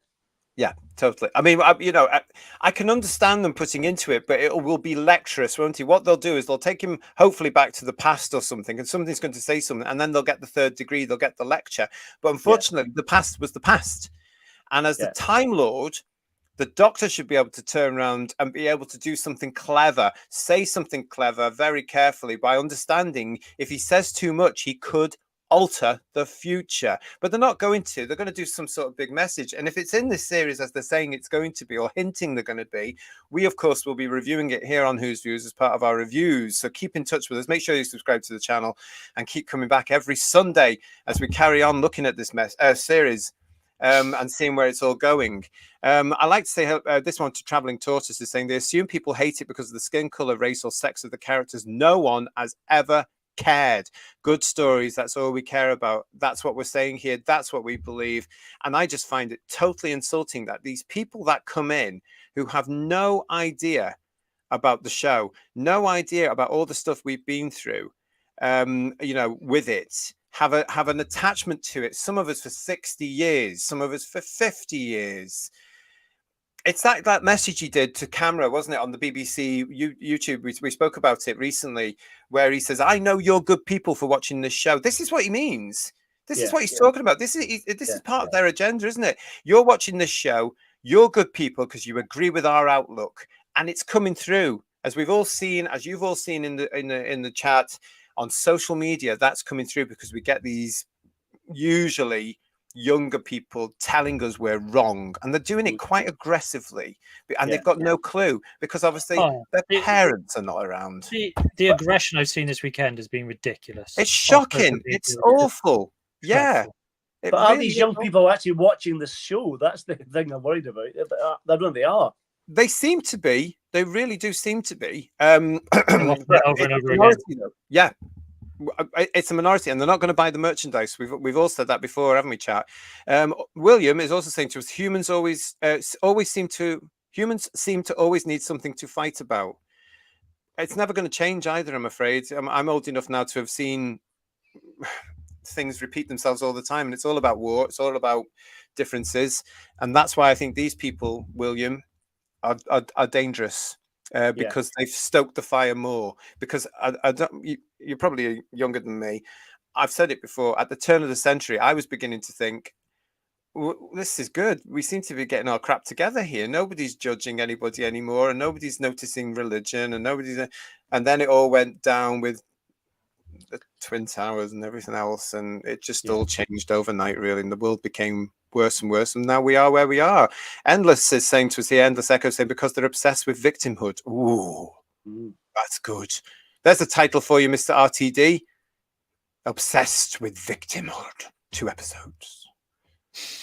And Mirror Universe is saying the biggest error, besides the woke thing for me, is the fact that Doctor is no more a runner, but a person who lives in fear. In 4 episodes, he runs with fear 3 times.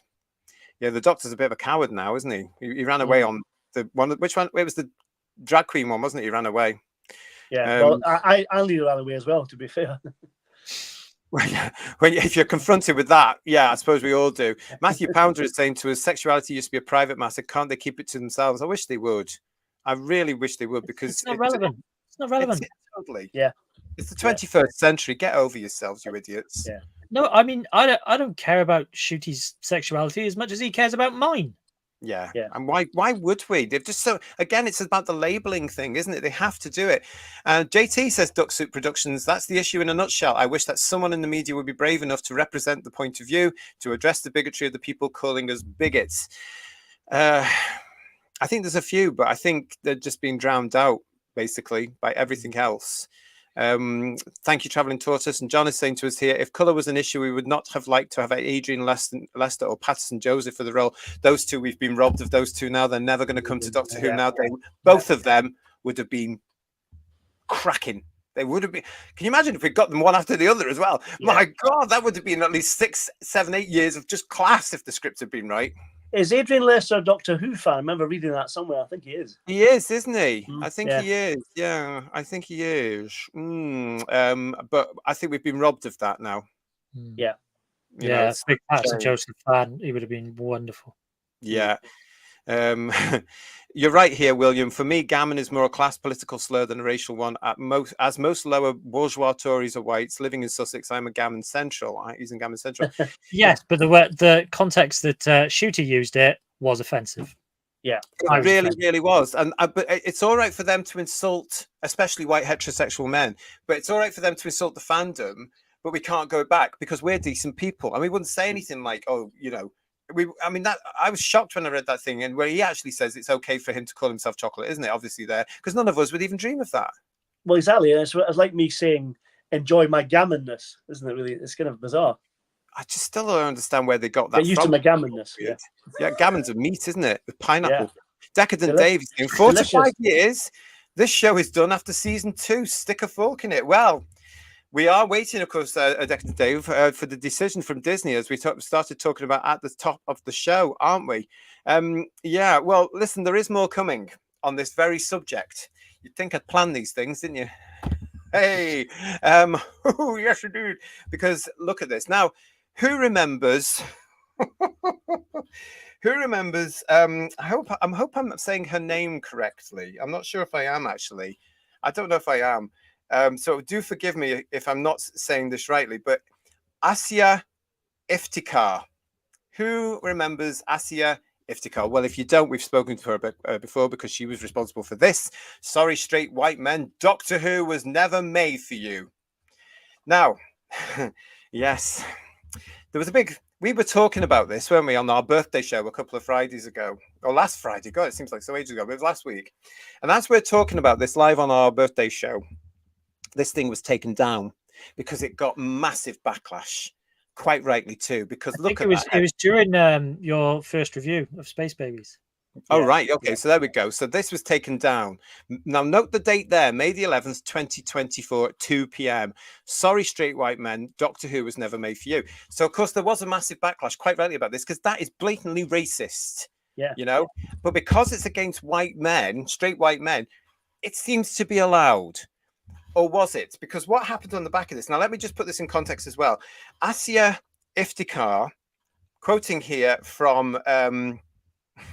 from the internet. Listen to this. She is a freelance culture journalist with a deep love for TV, film, theatre, books, and all things showbiz. She has a particular interest in covering the intersection of culture with LGBTQ plus issues, race, and gender.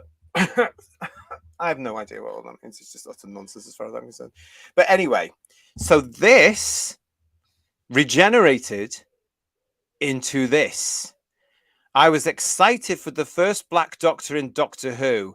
I've already been left disappointed. Now, this again is So, hang on, is that the same article? Well, because the same article regenerated to sorry straight white men. Doctor Who was never made just for you. yes, Yeah. And now it's gone again.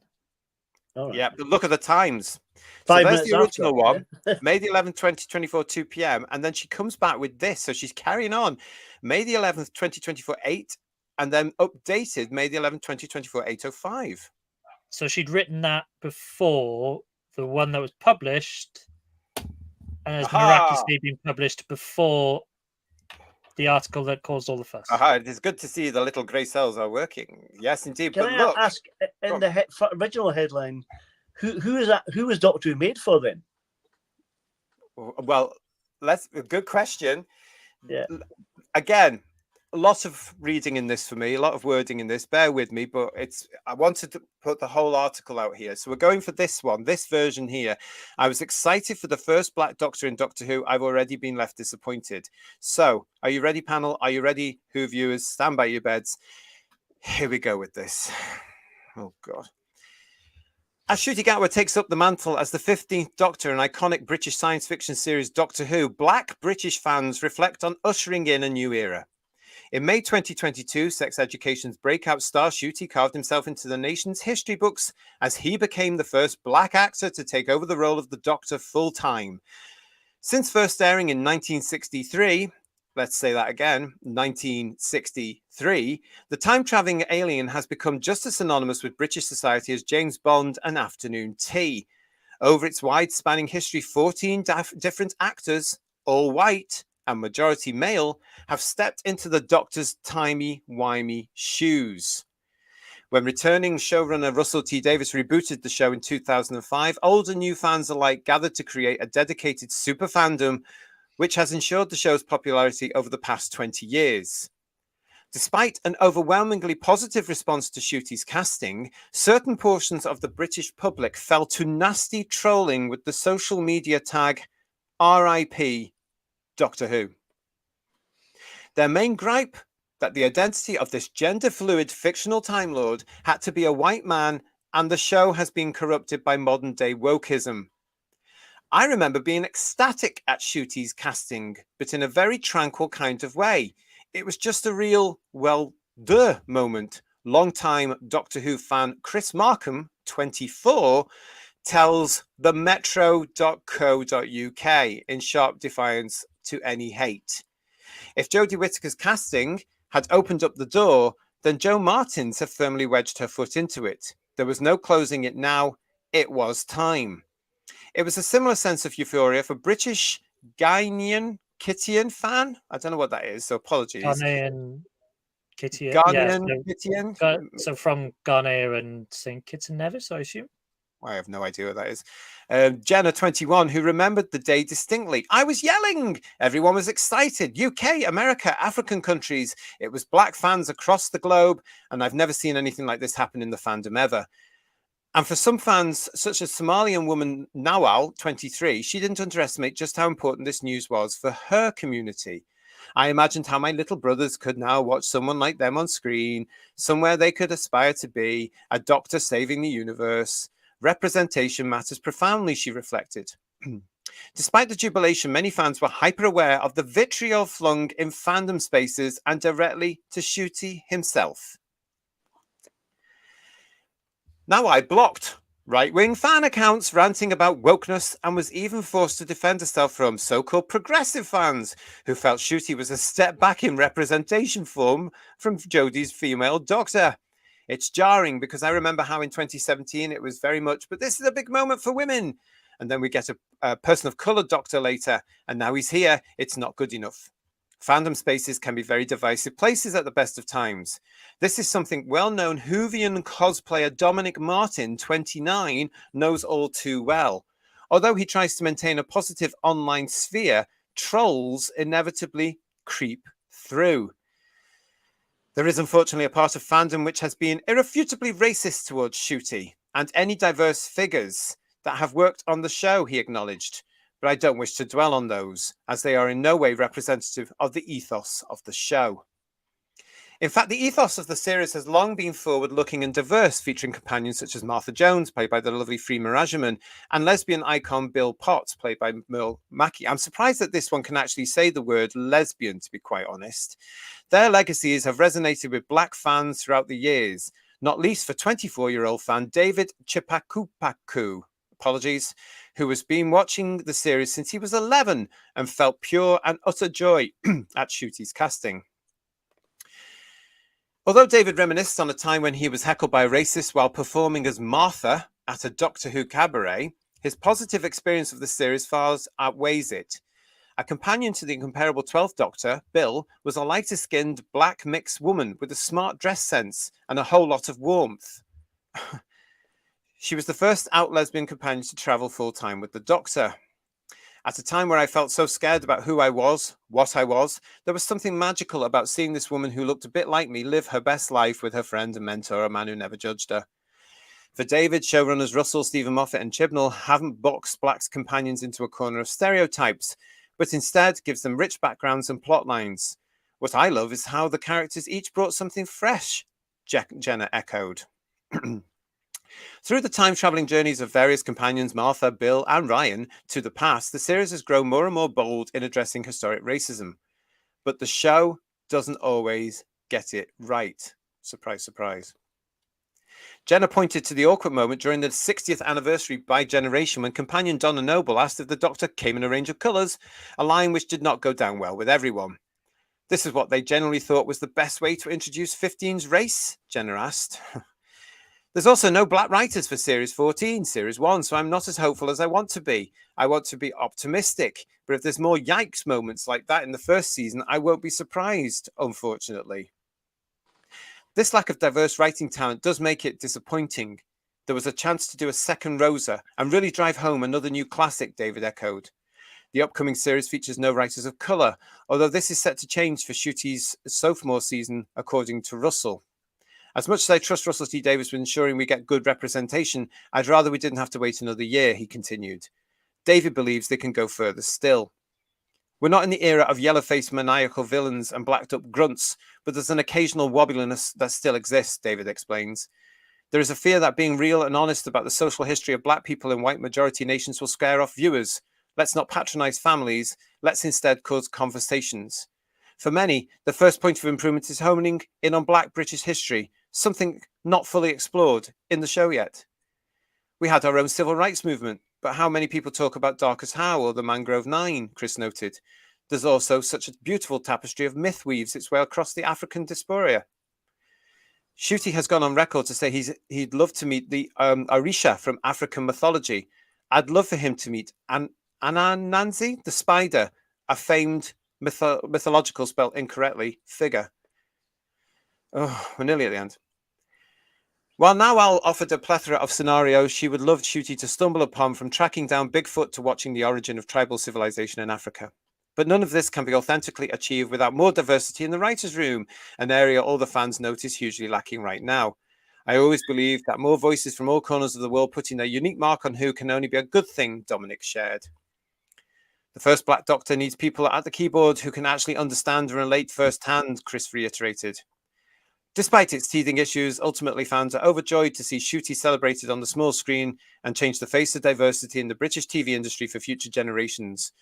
From the long-term hopes as put by Nawal, I hope this inspires more Black individuals to believe that they too can one day portray the Doctor. It's entirely within reach. This is the problem now. This is the problem. This is not a soap opera. It's a science fiction show. They want a soap opera. And why is it?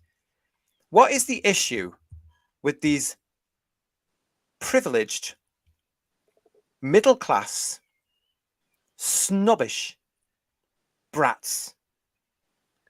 What is their issue? It's always from them, isn't it? Well, I doubt if they've directly experienced any form of prejudice, really, from what you can gather from that. It's just them having a tantrum and throwing their toys out the pram, aren't they, really? They've just jumped onto all that utter nonsense that was going on in Britain in 2020. We are not America. I have said this before. No offense as ever to our American fans and friends out there. None at all. But our history in Britain is totally different. It was the Brits that actually stopped the slavery and all this sort of stuff. Our history is different in Britain. We haven't gone down the same path as America. These kids seem to think they're American, and they've been listening or they've been watching too much reality television or American politics, in my opinion. And they don't understand.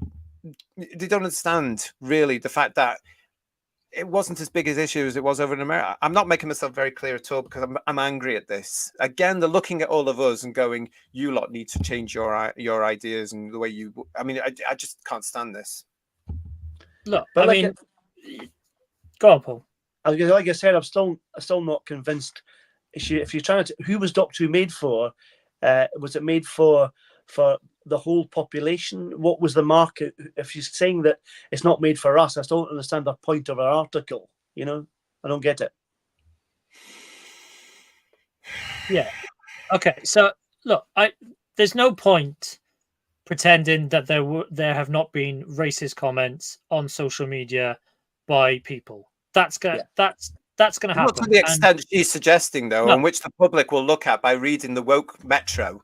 That's the difference. So yes, of course, there will have been racist comments because Ncuti is black. Those are in the minority and need to be called out as the racism that they are. Yeah, that's fine. To, however, blanket ban everyone and say that, oh well, people aren't watching the show because everyone is inherently racist and they don't like the fact that it's a black guy playing the Doctor now. It's just ludicrous. It's not. We've said it already tonight. It's not an issue. It's not a problem. That is not what we were looking for in the show. I personally was equally excited as the people this journalist has spoken to about Ncuti's until he opened his mouth. Yeah, because I'd heard positive things about him in Sex Education. Yeah, and knew he would bring a fresh bit of energy.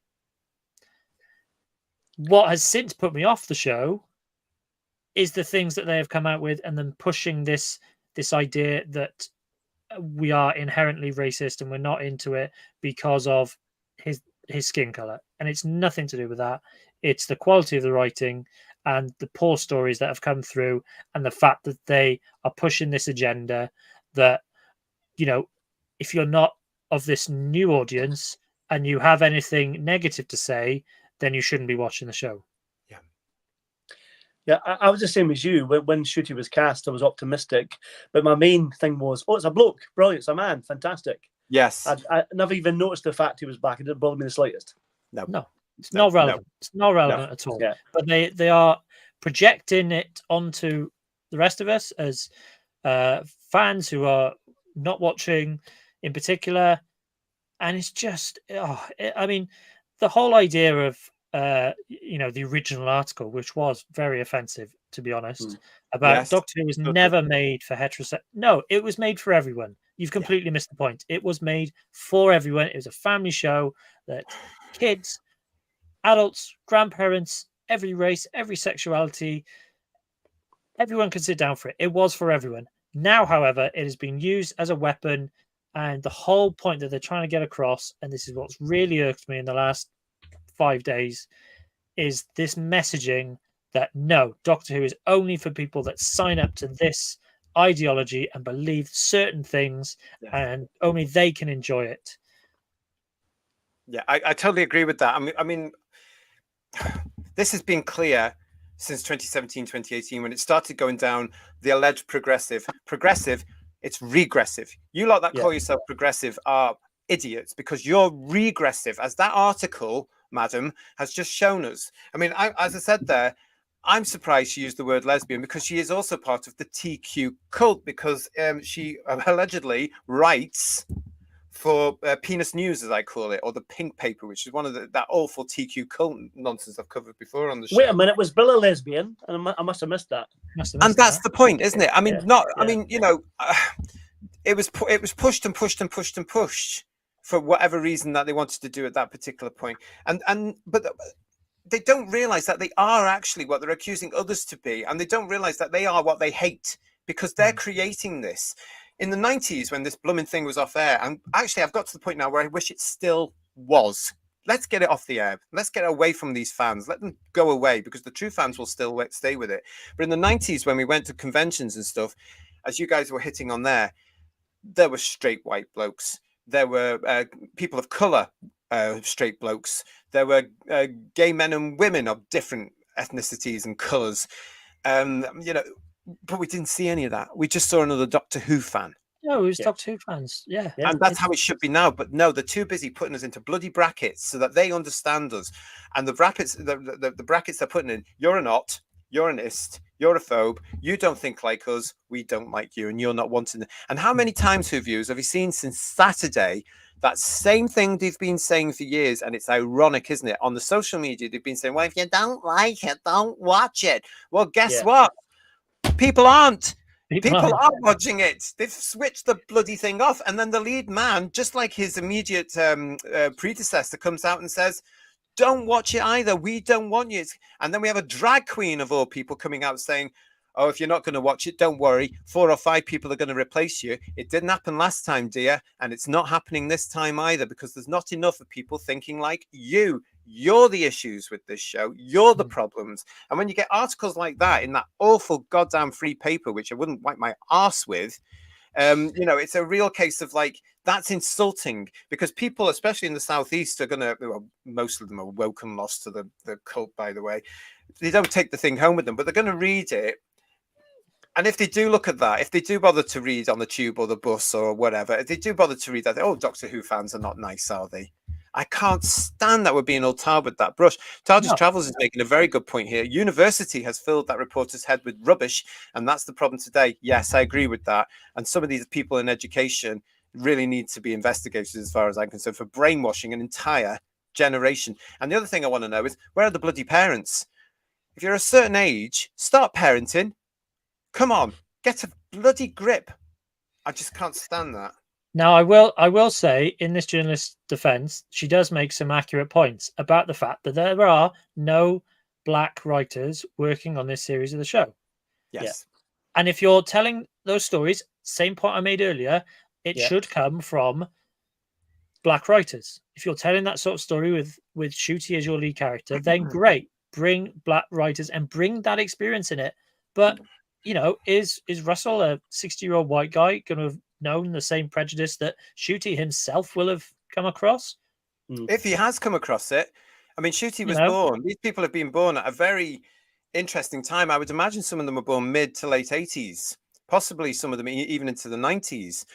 When actually, as I'm saying, people that were around in the 80s, people my age, we were changing the world then, my generation. We were building on all that lovely work that was given to us by people before, especially in women and especially in the LGB. We were building on all what those people had done. and it came. And in the 90s, it really started to change. It started to change. So they were born into actually quite a civilized, tolerant society. And then something somewhere made them turn it so it's not, so that everybody now notices everybody's differences. So there isn't any tolerance anymore. And they've brought it on themselves.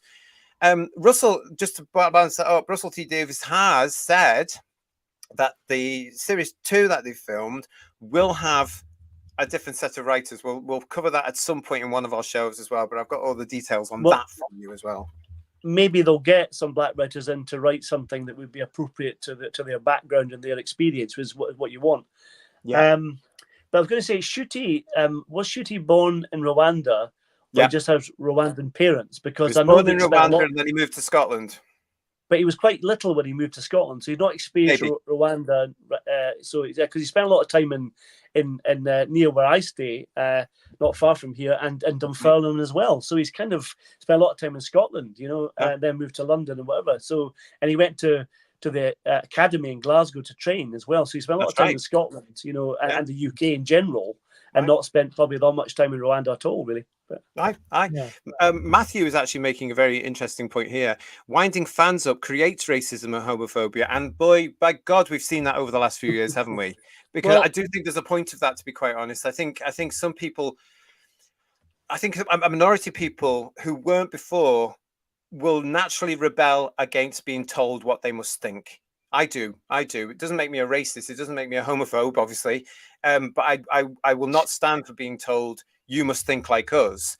And I can see why in certain situations, especially in certain places in the world, rebelling against that dictate would possibly create homophobia and racism, because you would become that, hang on a minute, I'm not going in for this. And you would turn against it. So I do understand that. And I do think that can actually happen.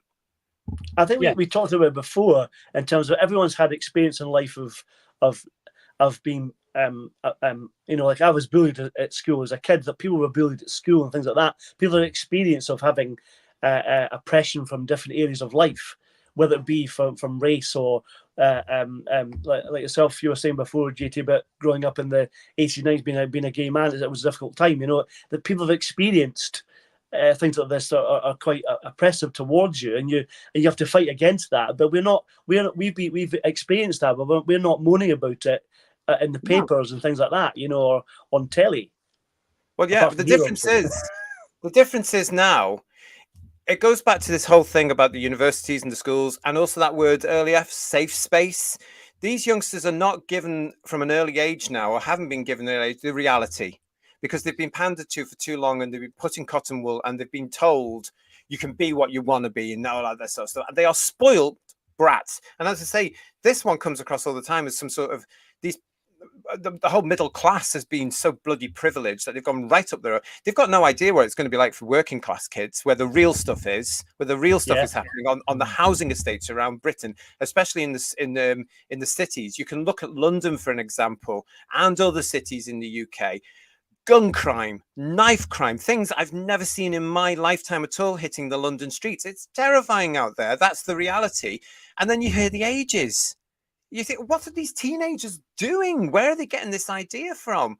And yet these middle class ones are preaching at it when they should go and invest your time doing something else. That's what I would say. If you're that intent on changing society, don't be worried about a science fiction show and inserting it in that, because science fiction has always been inclusive. Don't be worrying about too many straight heterosexual males watching the bloody thing. Get yourself down to a youth centre and practice what you preach. That's what I would say. And go and touch some grass as well. The Jamie 9526 is saying to us, Bedouin, that article isn't so bad, and it points out the stupid stuff RTD wrote in. Also, Dominic, there is a really good YouTuber with fan films and stuff. I'm aware of him. I don't know him, but I'm aware of him, and I know that's right. And Paul Roughton is saying she wants a drama written by people of colour, lead actors of colour, exploring issues people of colour find relevant. Go watch Atlantic. It's a great series. Taking over white icons isn't progressive.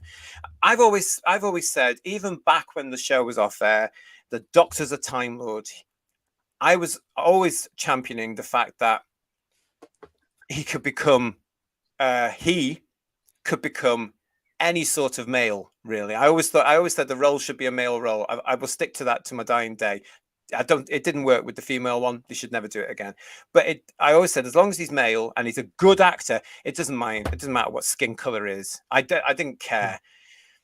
And I stand by that to this very day. In fact, I can also tell you that this came up in conversation sometime when I'm going to name drop here, so do forgive me. John Nathan Turner said, had he continued with the show, which he wouldn't have done, but had he continued, he would have actually eventually found a lovely, lovely actor who wasn't white, who would have been cast as Doctor Who, because he never saw that sort of stuff either. He would have just looked, I see the magic in you. I see the magic in you, you know. And he actually said there was a black actor around that he was a very big fan of who said he's got the magic in him. And I can't remember who the hell it was. So long ago, and the memory's going. But, you know, there was that sort of thing. So to say to them, they also don't understand what Britain was like back then. I've said this before. These kids can't possibly understand the United Kingdom that we grew up in, or I grew up in. I didn't see my first black person until I was 18 in 1988. That's what Britain was like. We were predominantly white. You can go back onto the Tube of Who and you can actually look at the old film of what Britain was like in the 60s and the 70s. It wasn't as mass, as multicultural, as diverse as it is today. It really wasn't. And that's the Britain I was born into. So to get all this stuff coming out from these very spoiled brats, I just think you've got no clue what you're talking about at all, because you're not aware of how far we've actually come. We've come a long way, and it's lovely, and you're dissing it, and you're actually creating problems because of it. How dare you? They're creating division, and a lot of the messaging as well is about creating these dividing lines, and it's really frustrating as a Doctor Who fan who's been part of this fandom for, you know, quite a number of years now. I've always felt it was inclusive. It's always been inclusive. Science fiction in the stories that we've told have been inclusive. Okay, things could have been better. There are some elements that we look back on now. Actually, maybe we shouldn't have done that. But things are of the time. Okay? Yes. And it's really heartbreaking to see Doctor Who in particular, which, as you say, JT, has been open for everyone. We were all Doctor Who fans. We didn't care your background, your sexuality, your colour of your skin, your gender. None of that mattered. We were just Doctor Who fans. We would get together at conventions and talk about Doctor Who and be nerds about the show. And now that has all been ripped away for ideology and for just this just trying to batter us as a community over the head because we're not embracing Ncuti in our tens of millions. Yeah, it's a good point, Gabriel. Sorry, as fans, I was going to say, when we were fans growing up, whatever, at local group meetings, we'd argue about what was your favourite story. You prefer Time Flight to Cave of Anzani, whatever you liked, or whatever your favourite story happened to be, or like Phil, you like Time Lash, God help him. You know, so it's but you argued about it and had a laugh about it, and we're still friends. It wasn't vindictive or nasty. It was just fun. That was that was the debate that we were having was, which story is better than that? You know, which monster? What's your favorite? It wasn't. I don't think that person should be playing the Doctor because he's it's just like it didn't matter. It was always the stories. It was always the characters, and people's private lives. It was irrelevant. It just But they also the actors of our time and the production staff of our time didn't go into showing their private lives and their sexuality and their latest fling all over the papers and all in the glossy magazines and wearing all the fancy clothes. Do you know what I mean? Because if they had done, we probably would have turned out differently. Can you imagine if Tom was telling us about all the squeezes he had, allegedly, or anything like this? That's an entire story arc, isn't it? That all the but they had class, didn't they? They went to work, they entertained, they went home, and nobody, and this is where the media came in as well in the mid-80s, nobody went sniffing around their bins and hiding in hedges to find out who they were doing. You know, but now they jump on this. Can you imagine if you know the press of today got hold of the fact that Troughton had a second family? Oh no! Can you imagine? Like it'd be insane, wouldn't it? It just it's a completely different era. I get that, and social media has made a lot of things worse and has provided a platform and people to throw all this stuff out unchecked, largely. And Yeah.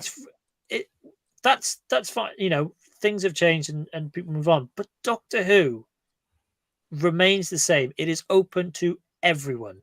Yes. And so for a piss poor journalist to put out an article that really besmirches the name of Doctor Who fandom is really a bitter pill. Yeah.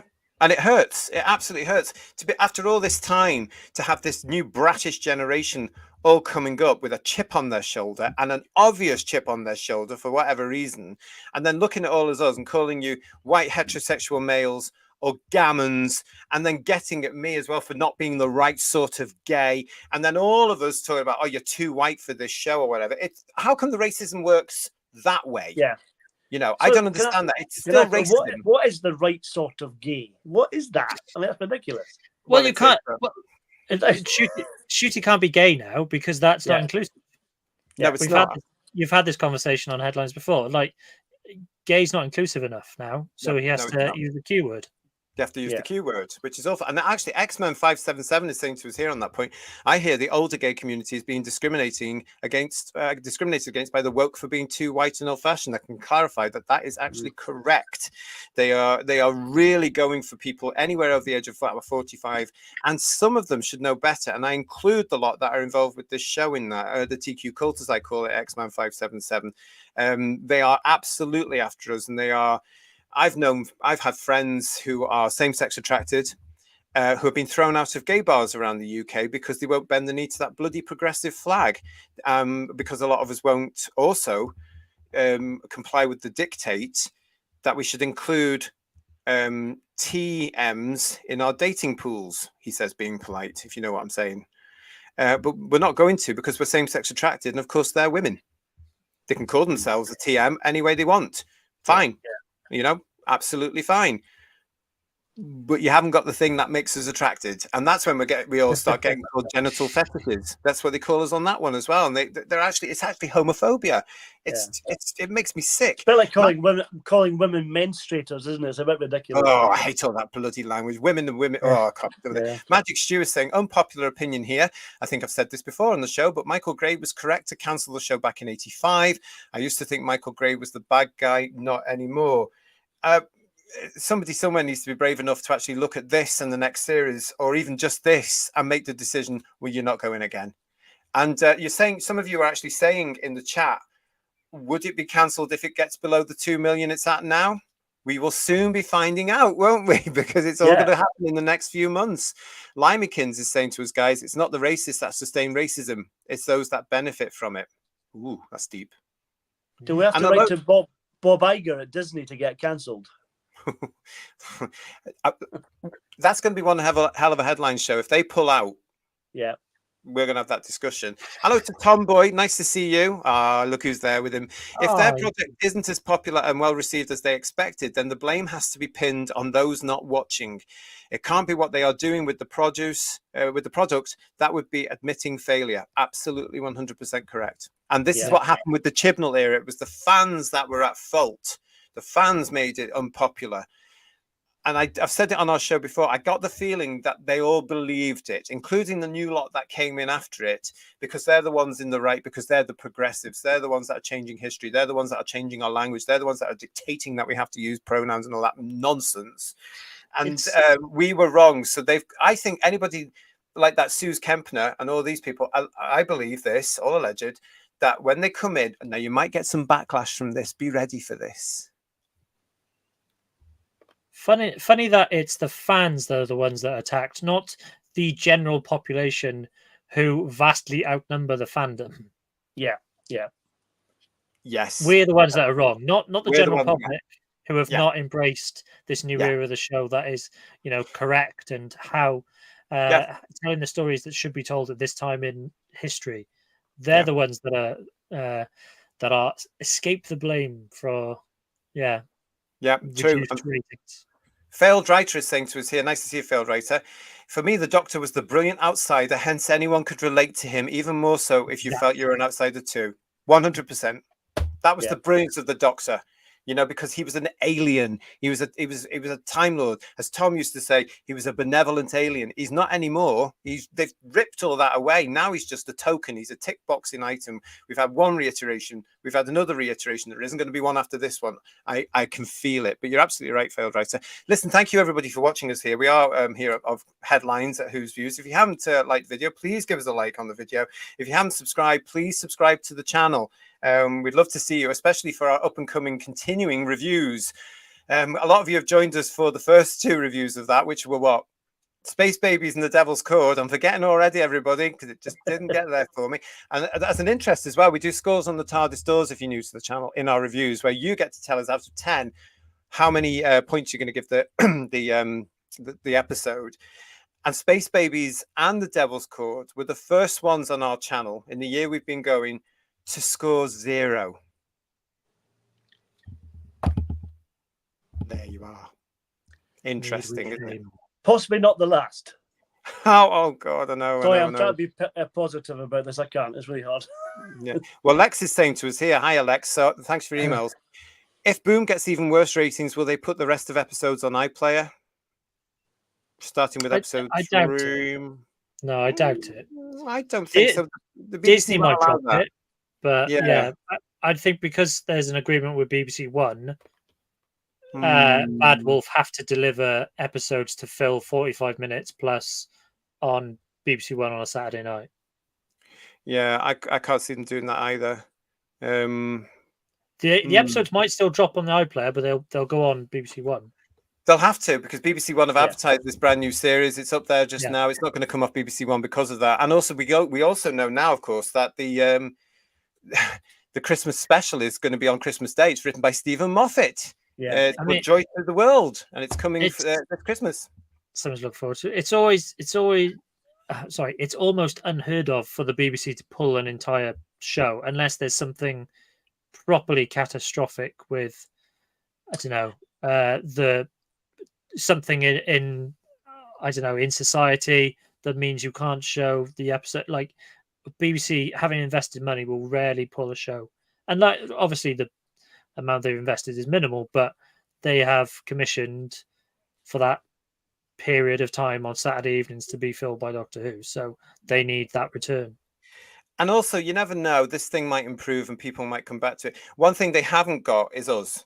This is what worked in 2005. In 2005, we were here. The built-in fan base that knew about. And looking back on it now, I think they were very tentative. We've got that fan base. We can't annoy them, because if we annoy them, our show's a failure and we won't get paid. You know, we won't carry on. We won't be out of jobs. This time around, they don't care, because they've got rid of us all. They don't care. We're too white. We're too straight. Whatever it's going to be, they don't care. And they think this mythical audience is taking over. It's not. It didn't. And it's not going to.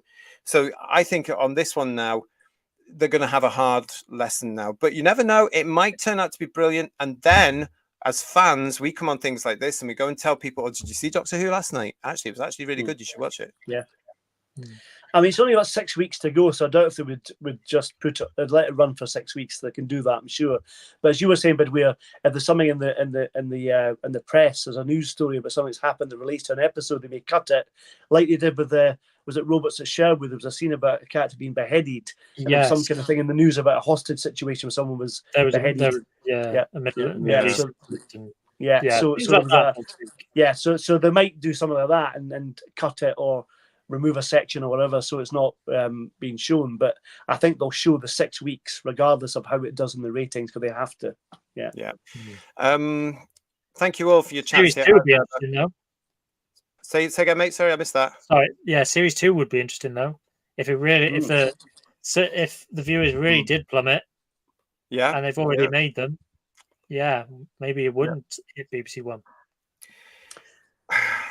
Well, as we've said on the show before, I reckon that you might be seeing series 2 in January. I reckon the end before Christmas. I don't think so, because apparently it continues from that, because we're going to be talking about this on another headline show. I would imagine headlines. Stephen Moffat has said he saw the resolution for one season, not the other one, because he had to write the episode, so it ties to that. I don't know what it is. I'll find it out properly. We'll go to it. But I think it's all one big long story now. These continuing episodes. So I think Russell will get his way this time round to try and get it out the way quickly. I think there will be a Christmas Day episode, and then come January we'll have Doctor Who back on. That's my my belief, my opinion. Mark Stuff personal page is saying Doctor Who magazine is also full of the same self-congratulatory smugness.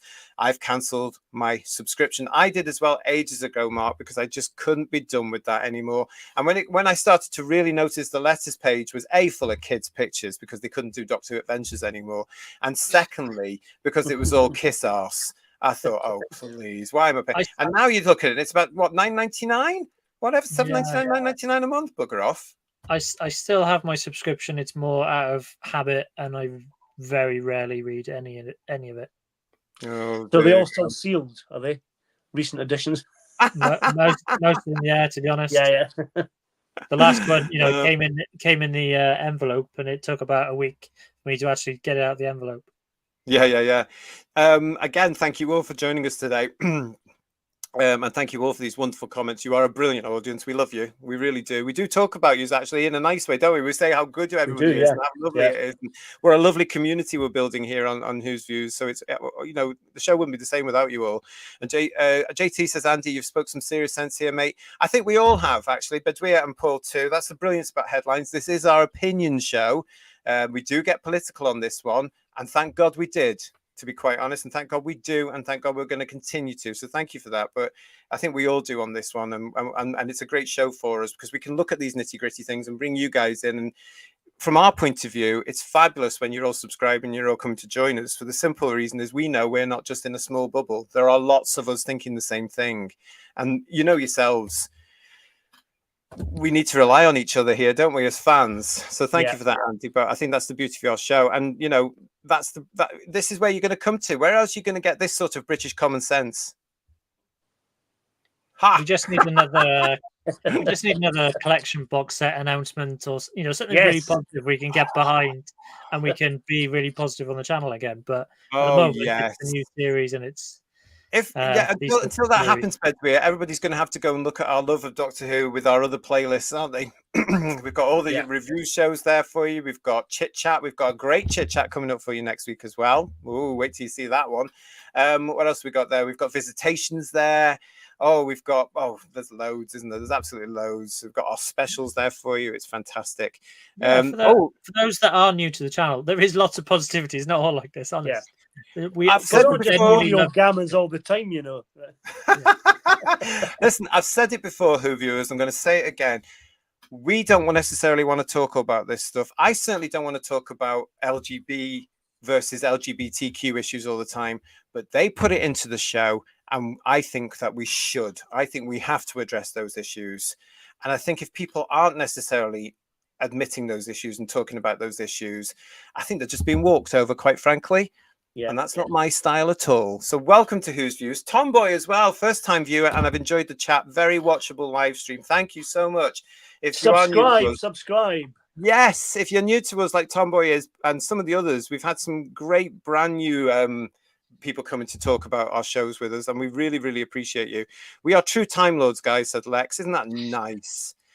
And Gareth is saying to us, Disney will want rid of this as fast as they can get rid of it. They are losing so much money, and I can assure you they see blood in the water.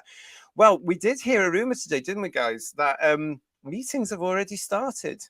Now, if there is a rumor, it's a rumor. We are hearing out. You know what the grapevines are like, everybody, but we heard it and we all went, oh, really?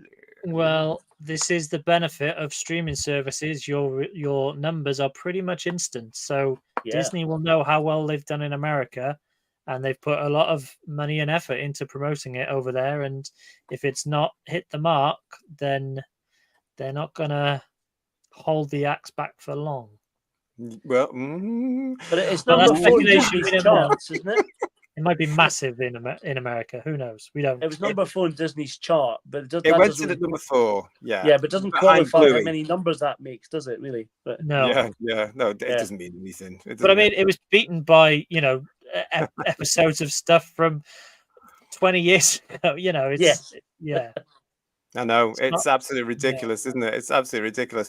Well, listen, it's time for the "and finally" moment here on Who's Views, which is our bit to try and cheer us all up before we all depart and get ready to come back again for whatever else we're going to be doing here on the channel. Please make sure you are subscribed and ring that bell. Oh, and also as well, again, I just want to say thank you to everybody that's got in touch saying that they had subscribed to the channel and had some reason lost their subscription. I don't know what that is about. It's definitely not us. So if you just check if you've subscribed, make sure you are still subscribed. Algorithms, it's really weird on this place, isn't it? But anyway, yes. And finally, everybody, let's have a little bit of a laugh, because have you heard? Yes, the new design for the new RTD2 Disney Who Daleks has been revealed. And a huge thank you indeed for Chris Small for putting this on social media. Mr. Blobby Daleks are on the way. Blobbinate, and Blobbinate. If you don't know who Mr. Blobby is, then you'll have to go and look him up, because we haven't got time to tell you. Ask your mum or dad. That's right. Ask your mum or dad. Oh, stop that. Stop making me feel old. That's ridiculous. We have had a great show. Thank you so much for joining us. We really, really appreciate it. Paul, as ever, thank you very much. Bedweer, thank you very much for coming in as well. Ian, Third Doctor Ian, I hope you've got home all right, mate. Give us a text. Make sure that you're all right. We will be back very, very soon on the channel. And on Sunday, we'll be back with our review of Boom. I had to remember what it was. Can we do a quiz at the end of the season and see which of us can name all the episodes in order? Well, I've lost. Put it that way. Someone in the chat will win. Yeah. We will see you very, very soon. Keep an eye out on our what I call the show page, the main title page, for when we're going again with headlines. It could be sooner than you think, because you know what happens here on Who's Views. As soon as they drop a headline, we're going to be here to talk about it. From Bedweer, Paul, the Whotastic channel, from Kirsty, thank you so much in the chat. Thank you, everybody, for subscribing, for being with us and supporting the channel, and being such a fantastic audience in our chat as ever. Until we see you next time, take care of yourselves, everyone. Bye-bye. Good night. Bye-bye. Bye, everyone.